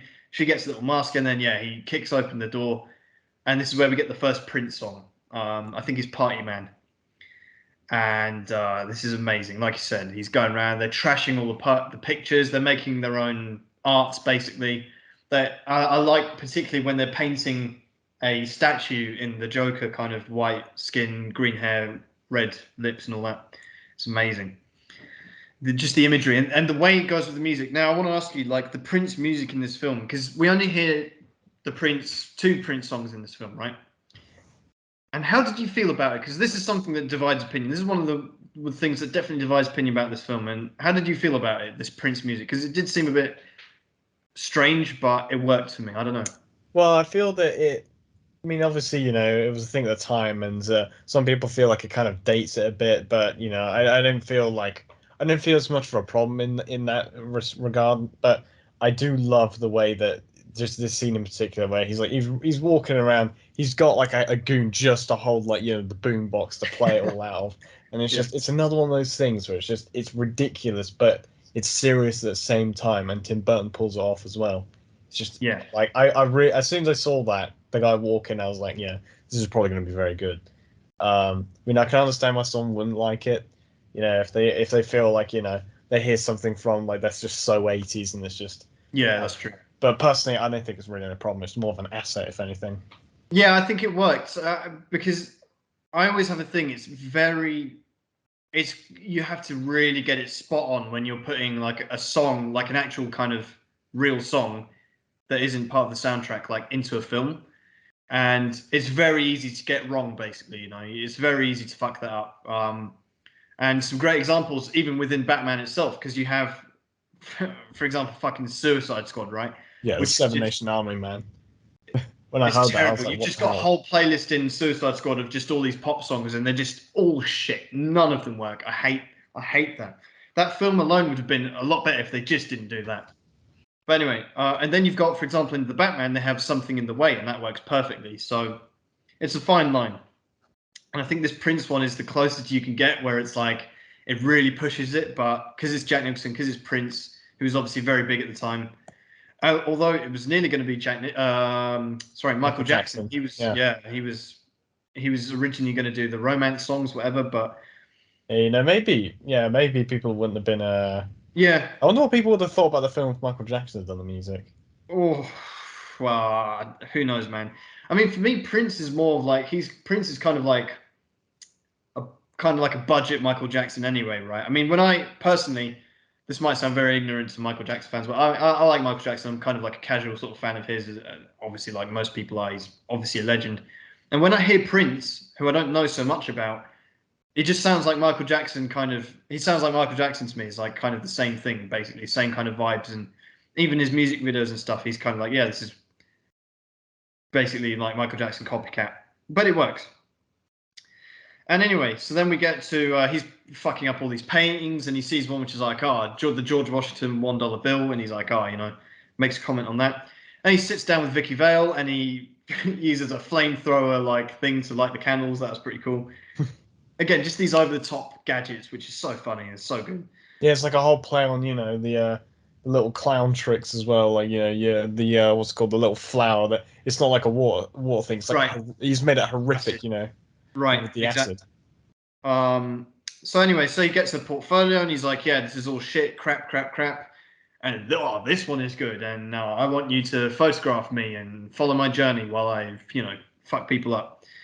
And she's like, you're insane. And he's like, no way. Let me show you this, my previous work. And he brings out Alicia, who's been disfigured, and she's wearing this like mask, and the mask looks way scarier than like her actual face. To be honest, I don't know about you, like the mask is like really scary, and then she takes it off, and you're like, I mean, yeah, it's a little bit bad, Yeah, but just a an acid attack. Like, pretty much. But it's not even like a proper acid attack. It's like a little bit on the side. I mean, could be worse. well, But yeah, anyway, pretty horrific. well, I mean, still pretty traumatic to go through. And when Vicky Vale sees it, she's like, "Oh, I'm fucked," And she's like, and it's a funny line. She says, like you must be joking, and he goes, do I look like I'm joking? Obviously with his face. And then he's like, yeah, and then he starts really like showing more and more he's insane, and she's getting more and more freaked out, and he's like, yeah, have a whiff of my posy. And then another classic Joker gadget, the acid flower, only just misses her, and then she throws water in his face, and he does like a whole spoof of the Wizard of Oz. You know, he's like, oh, I'm melting, I'm melting. I love that little bit, and then he goes, boo, you know, and you just see these streaks of water down his face where he's like, the makeup has come off, and it's like the white skin underneath. So good, once again, I love it. Yeah. And then obviously at this moment, I think it is where Batman shows up. He crashes through the ceiling, making a like classic sort of Batman entry into the scene. And it's so cool because he grabs Vicky Vale and then he points this sort of gun at the Joker's face, and then it shoots out of either side, right? And Joker's following it. The acting is amazing once again. And Batman, it's just a zip line, and he zooms off, Yeah, it's and you just the get point. this. It's just the point where he says, "Oh, where did he get all these toys or something?" Yeah, That's not. iconic line once again. Yeah, where does he get all these wonderful toys? And promptly enough, we get the Batmobile revealed, and what a fucking car, man! I don't know about you, but I mean, we can rank the Batmobiles right now. This Batmobile for me, number one, and will probably remain there I mean, yeah, for my given personal ranking. given the previous film, I mean, I do quite like the design of that car, but this one is, again, I keep coming back to the animated series, which was inspired off of this. Like, I do quite like it. It's slightly like impractical if you were actually to use it on the road, but given how long it is. Yeah. But again, it's the Tim Burton world, so it kind of makes sense that it's almost exaggerated like this. And actually, a little fun fact about this was this Batmobile, when the production team had sort of designed like the first sort of like mock-up of it, he asked them like, "Where's the doors?" Because they forgot to put doors on it, and because they'd forgotten about it, he kind of had the idea to copy sort of like the Harrier jump jet's like cockpit that slides back, which is why this Batmobile has that instead of side doors, which I thought was quite interesting. Right, yeah, and as well as I heard, because obviously they didn't take into account how the Batman cowl, the ears were like too tall for the thing. So when they first filmed it with Batman sat in the Batmobile, the cockpit closed on his ears, so they had to like make a special cowl to reduce it just for those shots, which is quite funny. But anyway, so yeah, this Batmobile is just awesome, man. It doesn't really do much in this film, but just aesthetically, it is for me my favorite Batmobile. When someone tells me about the Batmobile, I think of this one. I love the '60s one as well, and in a way, I love all the Batmobiles, but this one in particular is just this is the Batmobile for me. It's just the like I say, just aesthetically speaking, the design of it, the wings, the back, the front, it's just so like you say, it's quite impractical, obviously, to drive around like a normal car, but it's obviously not a normal car. It's the Batmobile. It is to Batman what the Aston Martin DB5 is to James Bond, right? And it's just this, and this one just really, for me, embodies Batman. And this is one of those things which they really focused on, and I think they really put a lot of attention and effort into making this Batmobile really good, and it paid off because to this day, it just looks stunning. So anyway, they drive about a bit, and they are pursued by these Joker cars, which I just appreciate a lot. It's just a little touch which they didn't have to do, but they just went that extra mile to paint the cars purple and do the roof in green. I know, I love that. No one of those things is the ridiculous world showing up. I love it though. It's just a It's little quite touch. nice. It is a little bit over the top, but I love it. I love it. Yeah, that is the point. He is over the top. It's like yeah, exactly. It just shows in everything. Yeah, and then so then for whatever reason they're brought to a halt, so they have to exit the Batmobile, and then Batmobile activates the shield mode on it, so it gets covered up in this armor, which is pretty cool. And they're running off, and they come to a dead end in an alleyway, and you get a little comedy moment here where he goes, how much do you weigh? And she's like 120 or whatever it is in pounds, and they shoot up onto the grapple hook, and he lets her go so she can go to safety, and he drops back down. He falls into this pile of trash, which pretty undignified for Batman, but that's how it is. And they shoot him, and they think, yeah, we fucking killed him, and then they didn't because he's got this armor on. And just as they're about to take off his mask, she takes a photograph, and that gives him a chance to like fucking take him down. They have a bit of a fight, a bit of a scrap going on here, and one of which is a fucking ninja which comes out and like all these swords. This is another moment where I'm like, maybe this is like a little bit too far, but it is kind of quite funny where it's like all these swords and shit, and Batman punches him and shit. He just does this exaggerated death. Bob pops up and he's like got a knife, and then Batman's like, does the little. Is it Bruce Lee with the little, beckons, and he's like, nah, fuck this, he's out of there. Then he finds Vicky Vale, and he's like, you weigh a little bit more than 180 or whatever, and she's like, oh, fuck off, Nice little comedy moment there. He calls the Batmobile back, they get in the Batmobile, and then, once again, this is like, for me, a really iconic scene where they're just driving in the Batmobile, right? And the score of this part of the music is called Descent into Mystery, and it's just awesome. This kind of just this montage of the Batmobile just driving around through the woods, over hills and shit. It's so fucking good, man. And then she's in the Batmobile and looking at him like, wow, what the fuck is going on? Where we're going? And he's not saying anything. Yeah, exactly. Because by this point, no one even knows if like Batman's actually a good, decent guy. Because just been abducted by one crazy dude. This could be another one. Pretty much. And it's so good. It's so good. This Descent into the music. This particular track is just, I love it. And they drive into the Batcave, and the design of the Batcave as well is beautiful. They've got some bats in a cage, and he just says, yeah, they're great survivors. Just a little throwaway line there, but I quite like that. And they have a little chat, and she's trying to look at him like up close, and he keeps turning and like making sure she can't see. And basically, and she's like, he gives him like, basically he's cracked the code for the Joker's Smilex thing, so he's like, you need to give this to the press so you can warn people. And she's like, oh, you could just posted this to me. And he's like, yeah, there's something else I need. He pulls the cape over her, and she wakes up in her bed in her room, and he's obviously like groped her or some shit, man. He's had a little bit of a down moment there, and he's pulled out the camera, the pictures that she took of him, so she doesn't have them anymore, but she does have those files that she gave him. So she dishes them out to the press, and they're like, oh, okay, well, this is great. Is Batman a friend or a foe? So basically, the whole thing is like, oh, he's cracked the Joker's formula, and it's once again the attention's on Batman, and the Joker sees this, and he's like, I've given a new name to my pain, and it is Batman, and he shoots the TV. Oh yeah, just like the destruction of the TV. I just love it. Like he just gets worse and worse each time. Joker's going through TVs like there's no tomorrow, man. Yeah. And the next thing is Alfred tells Bruce Wayne, he's like, like maybe you should just go and tell Vicky Vale who you are. And he's like, yeah, it's a good idea. So he goes over to her place, and he walks in, and she's pissed off because when was the last time they saw each other? When they hooked up, or when? Yeah, I think it was when he lied about the business trip or something. Yeah, and they made eye contact when the Joker hit himself, right? Oh yeah, maybe yeah.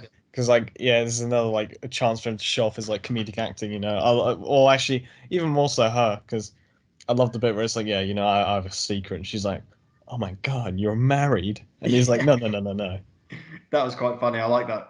And yeah, it is quite nice. And this is it's an interesting insight into this kind of Michael Keaton's portrayal of Bruce Wayne and Batman, because he wants to tell her, but he can't, and he's just really trying. And yeah, you have this funny like little bit of dialogue there while he's trying to get it out, and he's struggling to. The doorbell rings, and who else but the Joker walks in, and he says the exact same thing. This is again trying to show the duality between Batman and Joker, because they both come in and they say, oh, lots of space, They make the exact same comment about her flat, and Batman can hear this. Bruce Wayne is there, and he's like, oh shit, that's the Joker. Let me get this makeup tray and put it in my shirt for later.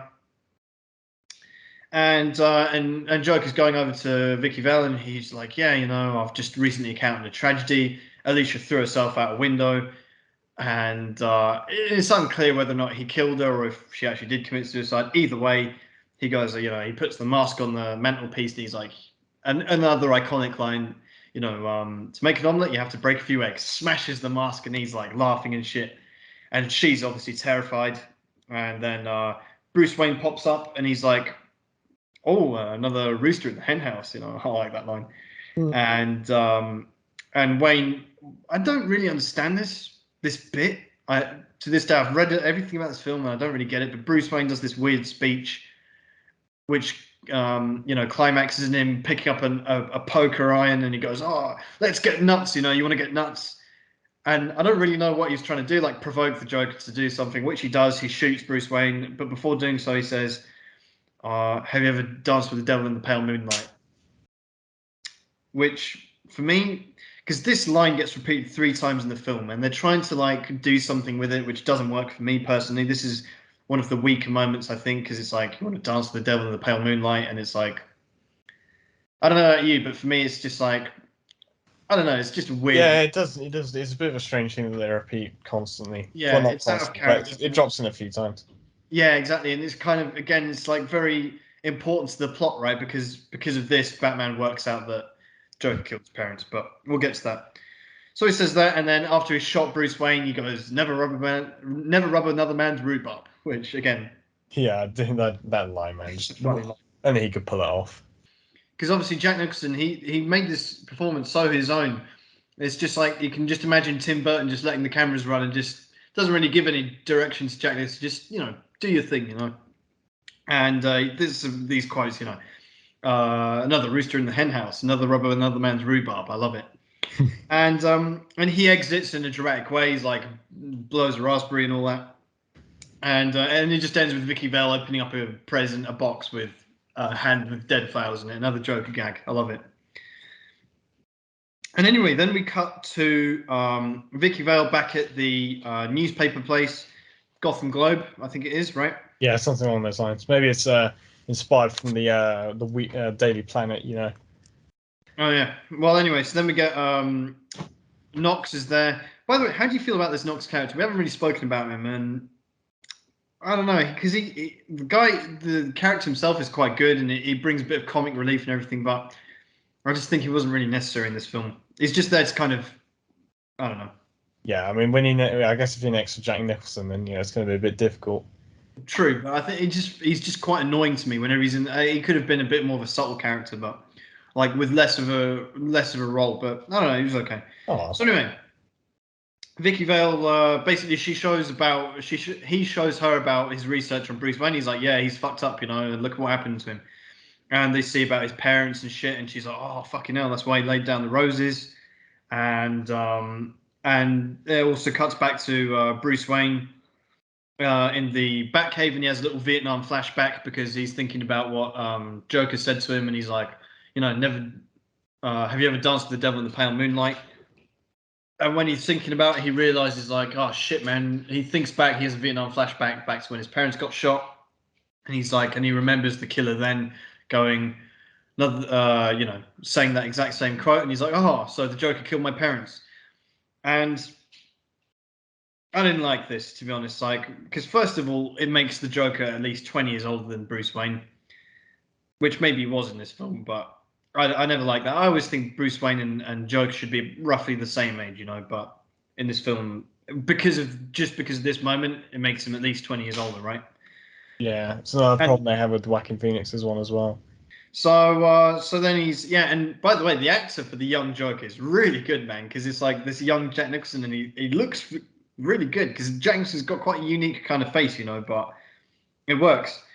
And then when he's having this flashback, Alfred takes it upon himself to bring Vicky Vale into the Batcave, and this is just the worst 2 moments of this film, just in the same 2 minutes, because you have Joker being the killer of Batman's parents, and also Alfred bringing a stranger, an outsider, into the Batcave. Both of those things should never happen in a Batman film, and they got a lot of stick for it. Tim Burton, the script writers, and everything. I don't know whose decision it was. I don't think it was either of them, but still, it was just like, I think the Joker thing was to raise the stakes a bit. I mean, I don't think that was necessary anyway, but to make Joker Bruce Wayne's parents as killers, the point of Batman's parents is just a random bum who killed them, right? And he doesn't really know. Or either that or it's Joe Chill, like in Batman Begins, but still. It shouldn't have been the Joker, but they go with it anyway. And yeah, Alfred brings Vicky Vale to the Batcave, just giving away Bruce Wayne's identity, which, Yeah, to as I report him saw, I to think the us. scriptwriter said that was, you know, he basically washed his hands. He said that wasn't my idea, because obviously if Alfred did that, that would be his last day of employment. So Yeah. literally. So yeah, and I think they they recanted of that. Tim Burton was like, yeah, I know that was a mistake, it wasn't my idea, whatever. But anyway, they do it. Vicky Vale comes, and the scene is still kind of good because they have this nice little like back and forth and stuff. And he's like, "Yeah, I like you, but I've got to do this thing first. I am the Batman. I need to focus on this shit." And we get a cool little montage of him with the Batman music, and he puts on his bat suit, which is really cool. He does the belt and the helmet, the cowl, and everything. That's really cool. He suits up, and then you get the music charge of the Batmobile, and it's like this epic music of Batman in the Batmobile, because he goes into Axis Chemicals and he blows up that factory. And by the way, Batman's not supposed to kill, and he definitely kills at least like whoever's in that factory, right? He kills at least a dozen people in Yeah, that. I think this might be where some of the where some of that influence from the Batman Returns and the Killing Joke, sorry, the Dark Knight Returns and the Killing Joke sort of comes in, because in those he also kills people. I'm pretty sure. Yeah, I don't like seeing that personally. I'm a bit purist when it comes to that. I don't like seeing Batman use guns or killing people, unless it's in the Nightmare. But other than that, but that happens here. He kills some people. He's not even in the Batmobile, as it turns out, because the Batmobile comes outside and Batman's there, and he looks up and he sees the Joker's helicopter again. It's just done in the purple and white and green style with the Joker's face on it. It's so cool, man. It's a little bit almost cheesy, but it just works so well. And the Joker's like laughing at him, and Batman's like, "Fuck," So he blows up Smilex, he blows up Axis Chemicals, all of that shit, and the Joker gets away on his helicopter. And now we're getting to the finale of this film. So we get the Joker entering in for the 200th anniversary, because earlier on I forgot to mention, obviously the mayor comes out and he's like, "Okay, fuck this, there's too much shit happening in Gotham, we're cancelling this 200th anniversary." And Joker goes, "Nah, you know what? I don't want to be the cause of anything. I'm going to personally step out, remove my makeup, and I'm going to throw a celebration. I'm going to dump $20 million onto the people of Gotham. I'm going to take off my mask. Batman, can you do the same?" He calls him out. Basically, he's sending for Batman, diss track, Yeah, I like And that. yeah, and The scenes afloat actually.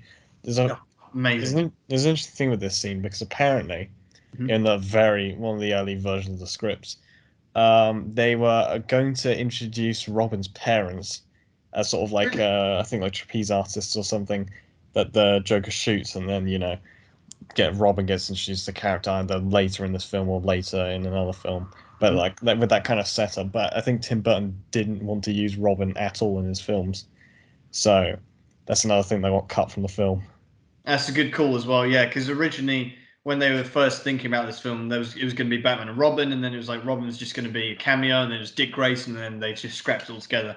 Good decision, I think. But anyway, that is quite interesting. I didn't know that. But yeah, we get basically this is the second Prince song that we get, and this is one of my favorite scenes in this film. It's it's just Jack Nicholson letting it all out, man. He's there on this float. He's literally dancing to the Prince music. And he's dishing out this money. He's like literally doing like what everyone's dream is, right? It's get a bunch of cash and just be like douche, and then chucking like bags of it, fistfuls of it, like throwing out this money. It's so cool. In the original script, I think there was going to be a bit where it's because earlier in the museum he sees the $1 bill and he's like, "I want my face on the $1 bill." And in the original script, it was going to be there was a scene where the people of Gotham, they pick up the money and they realize it's counterfeit, and it's the $1 bill but with Joker's face on it, which would have been pretty cool. They cut it out for whatever reason. But anyway, so he's throwing cash on the streets. It's going on for about 3 minutes with this music, and I love it. This trust thing is the music. The song is called Trust, right? And then you've got Jack going hubba hubba hubba, money money money. Who do you trust? Me? I'm giving out free money. And where is the Batman? He's at home washing his tights, and he's just like laughing, man. He loves it. He's just antagonizing Batman. He's so obsessed with it. And he's so good. And you've got Knox and Vicky Vale show up as well, and Knox is being a judgmental fuck. He's there like, "Oh, look at all these peasants gathering up the cash," and I was like, "Oh, Gotham's greed, you know, these scum, you know, picking up free money. I'm better than them. I don't know. I didn't really like that, but. And then we get the Batwing shows up. This is so cool. This is the first time we see the Batwing, and this is. I don't think we've seen a Batwing since, unless I'm Yeah, the mistaken. flying thing in the Dark Knight Returns, but I'm not sure if it is actually the Batwing. Yeah, But like no, the it's same not. way, It's the it's Tumbler's not it's the Batmobile. the Bat, and I hate it, to be honest. But we'll get there anyway. But the Batwing again, and I think this is one of the things they did in this film. They did it so well that they can never replicate it because they can't top it, basically. This Batwing is sensational. Just and especially the shot where it comes a little bit later, but it goes up into the sky and you get the silhouette on the moon and it's the bat symbol. Goes back down. Amazing. It's so good. These shots, just these little shots, and you get a lot of Gotham as well in this scene because obviously Batman's flying over it, and it's so good, man. But anyway, so where is the Batman? And yeah, Joker pulls out this really long radio, this exaggerated like antenna, and he's like, and now you can all fuck off basically, and he lets out this Joker gas from the balloons, and the Batwing comes and it like basically captures all these balloons, takes them away into the sky, and Joker's like, "Oh, he stole my balloons, man! Why didn't anyone tell me about this?" And he asks Bob for his gun. He shoots Bob, and it's like, "Oh no, man! Like, I was sad to see Bob go. I don't know about you, but It was a quite funny way to get rid of him, though. yeah, it was quite Just funny. like, Yeah, you're my best guy, and he's just yeah, like, yeah, and give me your it's gun, will you? He just shoots him with his own gun. yeah, and again, it's Joker being like psychotic. He's just shot his right hand man with his own gun. And Knox as well in this bit. Knox goes, this is the last we see of Knox, and it's really weird because he just goes nuts. He gets out a baseball bat and he starts like beating down these goons and stuff. It's like does nothing, achieve nothing, and then later on he jumps on the windshield of his own car and Vicky Vale like drives him into some trash or whatever. It's a bit strange. I don't think they needed that, but anyway. Yeah, that guy was a bit of a strange person to have in this film. Yeah, it didn't really work for me, but anyway. So then what happens? Yeah, this is a great scene. We have so then what happens is we have a standoff, Batman versus the Joker. And this is basically when you watch this, you realize Heath Ledger basically copied this, right? Because there's obviously that iconic scene in The Dark Knight where Batman is on the bat cycle and he's driving into the Joker and he's like, "Oh, come on, hit me," and he's like shooting at him and stuff. And this exact thing is what Jack Nicholson did, but it's versus the Batwing. So the Batwing is coming down. It's got these Gatling guns on it, shooting down like destroys the float, but not. It shoots either side of the Joker. Missiles targeting him as well, which go off either side of him. I don't know if it's Batman deliberately missing, but it's a bit strange, man. He's like trying to mow down the Joker. I'm like, this isn't really Batman. But anyway, and he misses basically, and the Joker goes, "Okay, my turn," and he pulls out the longest gun ever, like this pistol with like a fucking 20-inch barrel on it, and that's enough to bring down the Batwing. So he does that. The Batwing crashes, and basically the Joker sees Vicky Vale, picks her up, and he goes, "Yep, we're going to the top of this cathedral." And he radios up to the helicopter, and he's like, "Yeah, I need transport for two, and we're going to need 5 minutes." And then he looks up at the tallest building of all time, and he goes, "Make it 10 minutes." And a fun fact is that from the moment he says that to the moment he gets on the helicopter, this actually plays out in real time. It actually takes him 10 minutes to get up there, and they have to fight and everything. Oh, I like that detail. Yeah, it's a nice little moment there. I don't know if it's deliberate, but yeah, interesting to know. Again, the music is great here. As they're entering into it and they're climbing up the stairs and everything, Batman, he's like a bit concussed, obviously, from this from the Batwing crashing. Basically. Yeah, he knocks down all these pews in the cathedral. It's kind of everyone's dream, right? If you've ever been in one of these kind of churches and you see all the pews there, and you're like, "Oh, can you imagine doing dominoes with these?" And Batman actually does it. That's pretty funny. So eventually they walk up to the top of this cathedral. Joker's there, and he uses his. This is really cool because he uses the acid flower again to, like, basically corrode the things holding up this giant bell, and the bell goes crashing down all the way down this tower. It nearly wipes out Batman. It lands on the bottom. It blocks the police from being able to come up as well, because obviously there's only one entrance to this massive cathedral. And then we get basically the Joker's dancing around with Vicky Vale while Batman gets up there and he fights off some of the goons.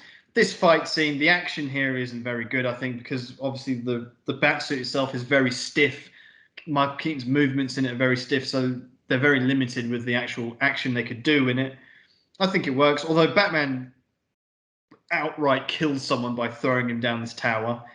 But anyway, Batman Batman gets the shit kicked out of him, man. He's like being thrown through walls and shit. He's getting battered, while Joker's dancing around with Vicky Vale. She's like basically had enough, man. She's basically limp there. So they're having a fight, and then anyway, so Batman takes out all the goons. Vicky Vale looks up, and while she's dancing with Joker, she sees Batman behind him. So she's like, "Oh, yeah, Mr. Joker, I actually love you now. I want to suck you off." She goes, she gets down on her knees, and then Batman goes, "Oh, excuse me. Have you seen the devil dance in the pale moonlight?" And it's just the execution. I didn't like this at all, and it's just like, oh, okay, this is what the whole film revolves around. I don't like it.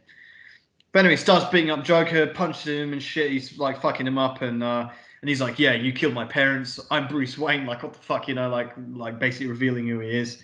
And Joker's like, "I don't know what you're talking about, man. Like, I don't fucking remember that shit. I killed loads of people in my youth, And anyway, they have some fun gags here because Batman punches him through a wall, and then Joker like spits out some like chatter teeth thing, which is quite funny. And then he goes, "You wouldn't hit a guy with glasses," and then he fucking hits him, obviously. And then you've got and then somehow one way or another Joker gets Batman and Vicky Vale hanging off the edge of this cathedral. They're like basically clinging on for dear life while the helicopter shows up, and Joker's there, and the police spotlight is on him, and he's like stood next to this gargoyle, and he goes, "Hey, what are you laughing at?" It's quite funny. He also lends him a hand, or Vicky Vale, he lends her a hand, and she pulls off like a fake hand, obviously. Quite funny. Batman catches her. The chopper arrives.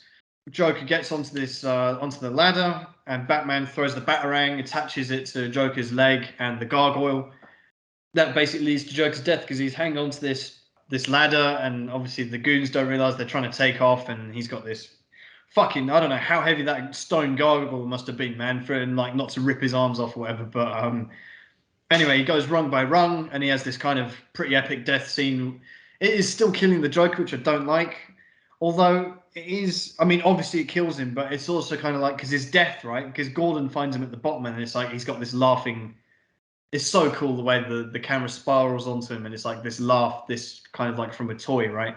Yeah, I remember watching that, and I was like, "Oh, really? Did Batman just kill the Joker?" And I was like, "Oh."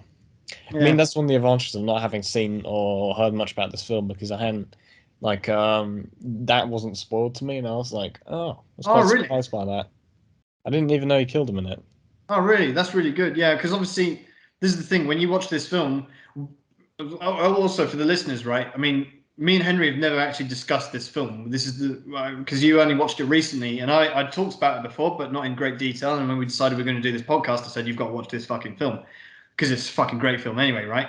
And we agreed not to talk about it until we've recorded it. So that's really good. You got to actually watch this film with that kind of fresh like view of it. So that's really good. That must have been really because he does kill the Joker, and it's like, oh, okay. It's in a pretty cool way, though. To be fair, if you're going to kill the Joker, that's, I guess, a good way to do it. And as a standalone film, it does. I guess it works, and I don't know how I really feel about that. Although, in a way, the way they kill him, it almost feels a little bit ambiguous. So I feel like they could somehow bring in this if they did do a sequel and they brought him back. I feel like there is a way they could have done it, but obviously it doesn't happen. But anyway, and this is pretty much the end of the film. So the Joker's dead. Gordon's like, yeah, Gotham is safe again. Here's a letter from Batman that he wrote to us, and it's just this epic speech. It's like, yeah, whenever you need me, whenever there's fear in the streets, you can call upon me. And Knox goes, yeah, oh yeah, we see Knox again. He goes, yeah, so how'd you call him? And then he's like, he gave us a signal, and then they throw on the bat signal, which is really cool. Alfred picks up Vicky Vale in a Rolls-Royce Phantom. Fucking amazing, classic car, man. And fun fact, this Rolls-Royce has the steering wheel on the right, just like English cars. So, because Alfred's English, and it was also filmed I didn't in know that. I didn't know they did that like little detail for him. very, very subtle. It might be convenient because they obviously filmed this in Pinewood in London, in England, but still. And he goes, yeah, Mr. Wayne's going to be a bit late, and she's like, oh yeah, I figured, And then the final shot is basically Batman just looking over Gotham with the bat symbol in the sky, and that's it. And then we get the Batman theme again. amazing once again. So, and that is Batman 1989. So, onto the rankings. And we're actually going to go through, because a lot of the things we rank here are obviously elements that reoccur in most films and most of the films that we're reviewing. Not all of them, but most of them. And obviously, because this is the second episode in our series, so far, Batman 1966 is number one in all of them, and now we're going to put Batman 1989, all of the elements. I think it's obviously going to finish number one in most of them, but there are a few that I think actually Batman 66 will remain number one in. But let's go through them. So Michael Keaton's Batman versus, and just to be clear, we have a separate ranking for Batman and Bruce Wayne. So as a Batman, what did you think of Michael Keaton's Batman overall? I remember watching this, and it was just, I felt Michael Keaton's Batman was, obviously it was different very different to Adam West, but it kind of feels like I kind of feel it's quite average for me personally, because there wasn't anything so iconic about it. Like, he doesn't stand out. I mean, obviously, you have Jack Nicholson's Joker to compete with, but even in The Dark Knight and in the Batman, the Batman actors in that were able to kind of stand their ground. They'd be like a presence in the room. But I mean, yeah, he does tank a lot in a lot of fights, but he doesn't come off more as like a force to be reckoned with, like he does in later films. And I don't know, I feel that he's not that strong. Although this was the first iteration of him in a more serious light after Adam West, so that does put him above him. But I feel if we are ranking later Batmans, he's going to slip down quite a bit. Yeah, I'm with you there, and I pretty much agree with that. I mean, I think aesthetically it looks good. I mean, it's kind of like very much a rubber suit with rubber abs and everything, and that doesn't really.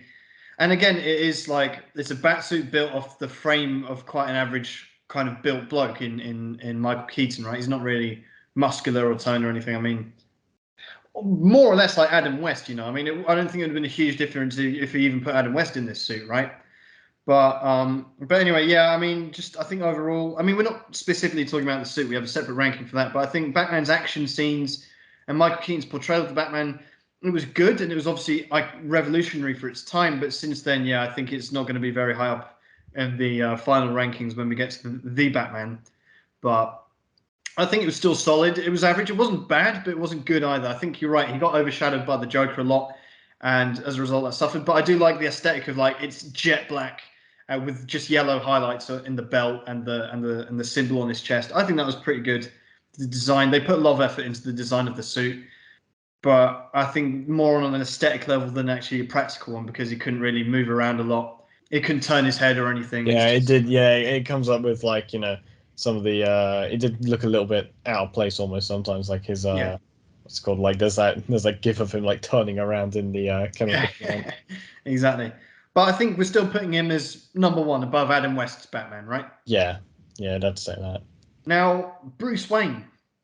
Michael Keaton's Bruce Wayne and Adam West's Bruce Wayne. This is where it gets a bit closer for me. And I would even be tempted to put Adam West Bruce Wayne as number one, because Michael Keaton's Bruce Wayne is, like I say, he just lacks that presence that even Adam West has. When Adam West Bruce Wayne is in the room, you know what he is. He carries this presence, and he has this, this authoritative figure, and he's people respect him in the room. In this, when he's at his own mansion in his own fundraiser, he's just like another guy, and he's quite anonymous. He doesn't really wear a tuxedo very well, and he's just got these weird. I mean, I know that's deliberate, and they wanted to portray Bruce Wayne as this conflicted guy who isn't really sure of himself, but I don't think it really works for Bruce Wayne. And as a result, I think he's going to be quite low down in our rankings either. But what do you think? Yeah, I was going to say something similar to that effect, because he doesn't give off like sort of everyone knows in Adam. I mean, in Adam's Westworld, everyone knows who like Batman is, and they all love him. But they all know who Bruce Wayne is. He's a respectable guy, and he's like he's all that shit, it's like his own. If he was doing a fundraiser, everyone would know who he is. Like the fact that Michael Keaton's one could even conceive that he could pretend that he doesn't know. Which one's Bruce Wayne here? It's like, I don't know. And it does make you wonder, like, what happened in the 10 years before this the events in this film. What was he doing for 10 years, man? Just like being an anonymous billionaire, just like, I don't know, a bit strange. But yeah, I mean, but would you rank him, where would you rank him, I mean, compared to Adam West, Bruce Wayne? I might get flack for this, but I probably would actually put it above him. You put Adam West above I Michael would Keaton put for his Adam West Bruce above Wayne, him just for his because Bruce Wayne. I can remember him significantly more. Maybe because I have seen that film more times and it's like burned into my memory forever. Yeah, But it's he's just more of like how I would imagine at least Bruce Wayne, especially in that time, would yeah. be. You know, he doesn't kind of fade into the background of his own mansion almost really. Yeah, I agree. I like this. I thought Adam West Bruce Wayne was actually okay, and it almost it's one of the elements from that stands the test of time as well. Because if Bruce Wayne was around today, I mean, it's the thing. It's like, yeah, I mean, now he's because it's obviously all got darker and stuff, but there's still like there's no reason why Bruce Wayne couldn't be like he was in that '60s Batman as well, just like a decent guy, you know, a philanthropist and everything, Boy Scout kind of, and why not? Why not? So I yeah, don't know, maybe because of the modern day hatred of billionaires, perhaps. well, yeah, Yeah, back then it was like, yeah, millionaires well, as it maybe was because they back weren't then, so you know. obscenely rich. Bruce Wayne was only a millionaire in the '60s Batman. Yeah, maybe that's Now you wouldn't even get out of bed for a million, you know. But yeah, I think this Bruce Wayne, it's not bad, but I think he doesn't really get much of a chance to be Bruce Wayne either, because when he does, it is quite good. When he's, for example, in that room with all his like weird artifacts, he does get these moments to show off and flex a bit, and that I think that was good. And that is an example of when he is a little bit more sure of himself and a bit more, you know, alpha or sigma or whatever. But at the same time, it kind of lets him down later on in the film where he's like in Vicky Bell's place, and I don't know. We don't have a Robin. We do have a Joker though. Cesar Romero and Jack Nicholson. this one isn't even disputed. Like, No. just has to go at the top. He might forever remain at the top. Who knows? He might well end up number one of this series as well by the time we finish. I mean, he has got stiff competition that comes up, you know, 30 years later, 20 years later, but still. Yeah, it's This just the Jack fact that Nicholson Joker. I mean, it says a lot that this portrayal of Jack Nicholson Joker was so good no one bothered doing another Joker until 20 years later with Heath Ledger. And even when they did, they took a totally different angle on it because they knew they wouldn't be able to, you know, surpass this performance, which is just exceptional. And once again, man, Jack Nicholson's Joker, iconic, just an yeah, iconic cinema villain. And I love the way he looks. I love that he has all the gadgets, the acid flower, the buzz handshake, everything. He's got everything that the Joker should have, you know, yeah, and he just looks perfect. I do like the way that he's the only Joker who's able to really combine all the elements that kind of make the Joker in the fact that he is he's quite chaotic. Yeah, Sometimes he's ridiculous, but it works, and he's able to keep it serious as well, which kind of shows like his Hmm. insanity almost. But he's yeah, also like smooth as well, a little bit. yeah, The yeah. way that he talks, Yeah, he has and got that swagger and everything as well. And I think just Jack Nicholson understood the character so well and portrayed it so well because this is the thing he kept very true to the the comic book character of the Joker, right? And I think that's something that people very much appreciate, and people that would rank him number one, probably myself included, overall above Heath Ledger as well, is because he is so accurate to the Joker. He is the Joker. He's not like someone pretending to be the Joker, or like a copycat or some different take on him. He's just a pure portrayal of this character, accurate to the comics. The death, the transformation scene with the vat of chemicals. That is how the Joker was created, right? And just all those scenes, the quotes once again, just in the surgeon, his thing with Grissom, where he's like, you could call me Joker, and then he's like, he got a hot under the collar, the buzz handshake thing. All of these scenes, his standoff with Batman, it's so good. Even when he punches Batman and he goes, "Ooh," like oh it's yeah, I so love well. that. I love that. Just these little moments, and Jack Nicholson just absolutely nails it. He nails it, and this is one of my favorite acting performances. Just full stop. Just because he just nails this role so well. He makes it his own, and it's almost like the role he was born to play. Even though he's gone on and obviously played other amazing roles, I'm so glad that the creators of this film did everything they could to make sure he was in this film, he was playing the Joker, and he was just given the reins to basically do what he wanted with the character because he just absolutely nailed it. The costume design, the makeup on him, everything just perfect. Just perfect. Even his goons, and they have the little leather jackets with the Joker logo on it. Just these little details. Amazing. Amazing. Yeah, I've got to love that. I mean, yeah, Caesar Romero just doesn't have anything on it. Caesar Romero, I don't want to hate on him, but yeah, man, just doesn't compare. Now we're going to rank the Alfreds. So we've got, I don't know. I quite liked the Alan Napier joke, Alfred, sorry, from the 1960s Batman. I just didn't like this Alfred, not just because he didn't really do much, and the shit he did do was fucking stupid, like let Vicky Vale into the Batcave. You know, Alfred would never do that. Yeah, And exactly. his interaction with Bruce Wayne is believable, but it's not very. It's authentic, but it feels like it's not as well. And it comes from a much less equal level. They don't really see each other as equals. It is very much he's above him in a way. Like he talks down to him a little bit, you know, but like in a very not in an authoritative manner either. It's more like, you know, like I don't know. I didn't really like this Alfred very much, and I would put him below the '60s Alfred, to be honest. What do you think? I'd probably have to agree on this because for similar reasons. Because I mean, Alan Napier's one was more kind of. He kind of makes me like imagine, you know, what he would be like. You know, he's very polite. He does everything, you know, the proper way. Yeah, he keeps the secret guard as well. He doesn't slip up or anything. Yeah, I think that's the biggest letdown for this Alfred as well. Just doing something stupid like that. I mean, the performance is one thing, but when you're doing something like that, I mean, that's ridiculous, man. So we're agreed on that. The '60s Alfred is going above this one, right? Yeah. I think the actor's name is Michael Goff. Actually, it's just come to me. I'm going to look it up. But while I'm doing so, the next one we're going to rank is Commissioner Gordon. So I think for similar reasons, I would actually criticize this Gordon for similar reasons to Alfred, in just that doesn't really have much to do, and when he does, it's very ordinary. You know, he doesn't really get to. You know, I mean, that's obviously because of the writing as well and everything. I don't think it's not necessarily a slight on the actor, but I still think it's like it just didn't stand out to me very much. And maybe I would even put the '60s out Gordon above him. But what do you think there? I mean, yeah, it's just in the way that I mean, the way I kind of rank them in my mind is if you know they're memorable and enjoyable Mhm. when you remember them, because you can be memorable but also for a bad reason. But Right. this guy, again, he's got the same problem with Alfred in that he kind of fades into the background a bit. He's not so bad in that he makes like blunders or like stupid like decisions, but or like slips up or something like that. But he's just not he doesn't have that screen presence, and he just doesn't Not at all. Um, yeah, he doesn't really do much in the film itself, as it doesn't do anything particularly iconic.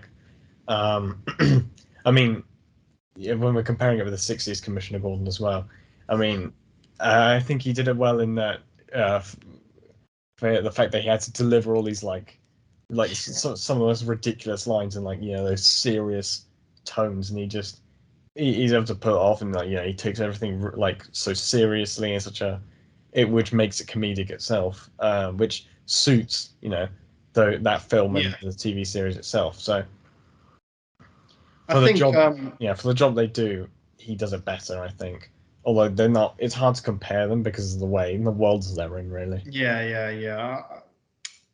It's a tough one. I mean, I think these will both end up very low overall. I mean, because obviously we get onto like really strong. You got Gary Oldman and Jeffrey Wright's Commissioner Gordon's, which I mean we'll get there eventually. But yeah, I think these two, this Alfred and this Gordon, and funnily enough, the only two, like I said, the only two recurring actors that appear in all four of this kind of installment of Batman, they're not memorable, and for that reason alone, and because the Alfred and the Gordon from the '60s, they were memorable, and not for the wrong reasons. I think they played their part in that universe, and it kind of worked. So I think I would put this Commissioner Gordon below actually the '60s one as well, just because he's not memorable. He doesn't really do anything. Yeah, that's why I'd agree with you for that reason. It's just I personally rather see like in isolation probably the '60s Commissioner Gordon over this one because I barely even remember this guy. mean, although the '60s Commissioner Gordon wouldn't fit in, modern Batman. No. I'm not judging He it would be based off of, fired, older man. Batman. He would never even get to commissioner. He wouldn't even be. He would fail the police test, man. You know what I mean? Let alone gets commissioner status, Yeah, man. like the Rock. You imagine him doing like a Rossart test or something. It's like, Yeah.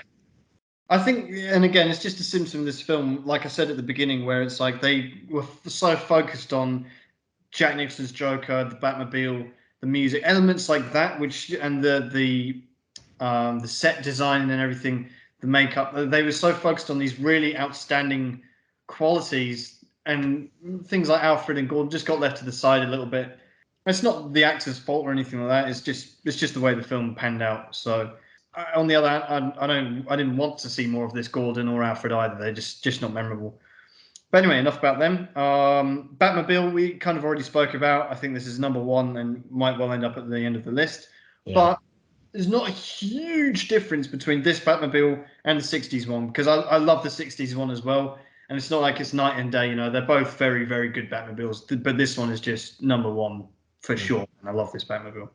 And we get to see more of it in Batman Returns, obviously the film we're going to do next week. But the next one, Batsuit, the Batsuit. What do we think? I mean, we kind of already spoke about this as well. The Yeah, it's a Batsuit's large like upgrade. rubber You and can say everything. that for sure. Obviously, it's better than the fucking spandex tights that Adam West Batman had to wear. I mean, the color scheme of blue wouldn't have been terrible, I think, but I'm glad they went with black. I mean, I like this that it was jet iconic black. thing. Yeah, Yeah. I liked that. But the mask itself and everything, I didn't like the material that is rubber. I didn't really like that. To be Yeah, honest. there's something a little off about it that Yeah, you kind can of makes imagine it that kind got of really makes sweaty to wear. You look at that, you think, oh man, you would just like when you take it off, it would just slide off you from like, what I yeah, mean? because like that might be one of the things that made me sort of question his like performance as Batman, because I think the fact that the suit was made of rubber or whatever material was, latex or something, Yeah. it made him kind of look more like a dude dressed as Batman rather than Batman. You know what it reminds me of? It reminds me of like in The Dark Knight, at the beginning of that film, when they have the copycat Batmans pop up. Yeah, And that's that it. was one of them. He's wearing that suit. I don't think it's a bad suit, but I mean, for the time, it was very important Yeah, it that. was a step forward suit, but Oh yeah, yeah, yeah, and it had to be a certain way just to make sure everyone realised how serious this Batman portrayal was. But I think over the test of time, it's not going to end up very high on the list. But for now, it's number one, right? yeah, sure. Theme song. Again, we spoke about this at the beginning. Theme song is fucking amazing, man. That's number one for me. Might well end up at the end of the series as well. We agreed on that. Perhaps, yeah. Yeah. New entry, we've got love interest. So Batman's love interest in this one is Vicky Vale. In the previous film, we didn't really rank it because she was Catwoman, but still, like, what did you think of this dynamic actually? Because I think this is something that divides opinion as well. Because this Vicky Vale Bruce Wayne thing, what did you think of this? And did you Well, I like it, or was feel it a bit too much of a distraction? I don't know. yeah, I feel there were a lot of things they were playing around with this in this film. I mean, I say a lot of things, mainly just the reporting part, that make it a little bit, that do kind of muddle things a little bit and maybe stretch out the film a little bit, or packed with elements that were maybe unnecessary. But the love interest part was kind of like a little bit 50-50 for me, because they were able to pull some funny things out of it, like Yeah. pull on the comedic acting of him, and like the jokes like, oh, and your secret is that you're married or something, and he has to explain the whole Batman thing to her. But I feel like you said earlier, it must be it might have seriously just been like sort of trying to play off of like sort of like another Lois Lane sort of thing with Superman. I mean, I can see where they were going with it, but I don't think it holds up, or it's not very successful really, because you're more interested. When I was watching the scenes, I was just like, oh, come on, when's like Jack Nicholson gonna turn up? Which is, I think that's one of the things with this film, because you only really remember the scenes with the Joker in it. I mean, the fact that those scenes like elevate the whole rest of the film so much higher says a lot about his performance. But Mhm. yeah, it does sometimes grind a bit slower with her, and I especially think it's a bit weird how they rope in the Joker as well into the love interest as well. Yeah. But I think it kind of helps with him, because he doesn't quite really care about her. He's just going on a bit of a weird tangent, which I don't know. I think Yeah, that, yeah, I think this film wouldn't it wouldn't suffer without it. I agree. I mean, I think Kim Basinger was very good. I think she played her part well.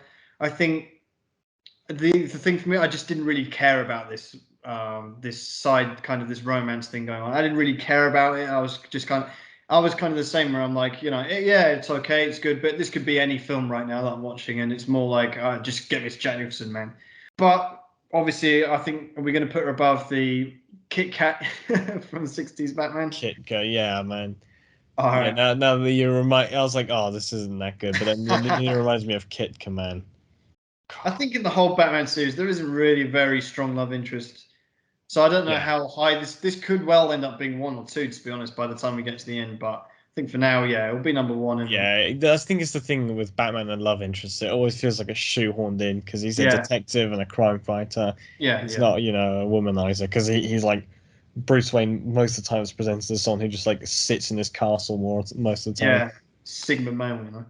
Yeah, well, And the final ranking, the most Sigma moment in the film. Now we've got to decide what the most Sigma moment in this film is, and how do we rank it against that one. So I think I think of two or three. There are a couple of Joker Sigma moments. And then there was Bruce Wayne going, it's Japanese. How do you know? Because I bought it in Japan. Like, oh. yeah. And Joke has a couple where he's like, I didn't ask. Like she's like, oh, you look fine. Like I didn't ask. And I think another like underrated Sigma moment is when he goes, you set me up over a woman. A woman. Like that was quite. So which one are we going to go with? Yeah, I'd have to say, I was normally just thinking, oh yeah, Bruce Wayne, it's got to be him. But then when you bring up the Jack Nicholson as Joker, the part where he's like, oh, I didn't ask, is like Yeah.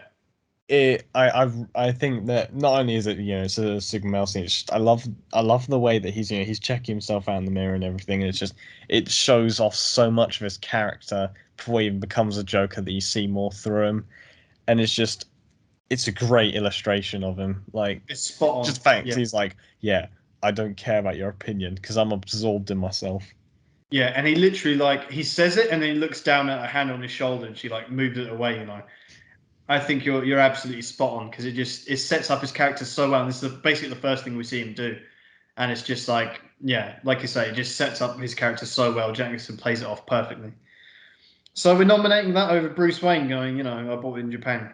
Yeah, because it's not like I don't think that him saying that is like much. He's just saying that, oh yeah, I went to Japan, which is probably maybe slightly crazier back. Well, it wasn't that far. It wasn't that long ago, 33 years. But like, not everyone was going on holiday to like East Asia all the time. That's true.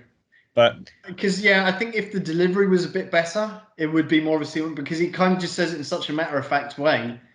It's like, it's more yeah, just to it's not reveal that like he's it's not Bruce like Ben Wayne rather than be Affleck. like, Yeah, yeah, I'm fucking rich like Ben Affleck. yeah, it's like him saying that. Yeah, I bought the bank.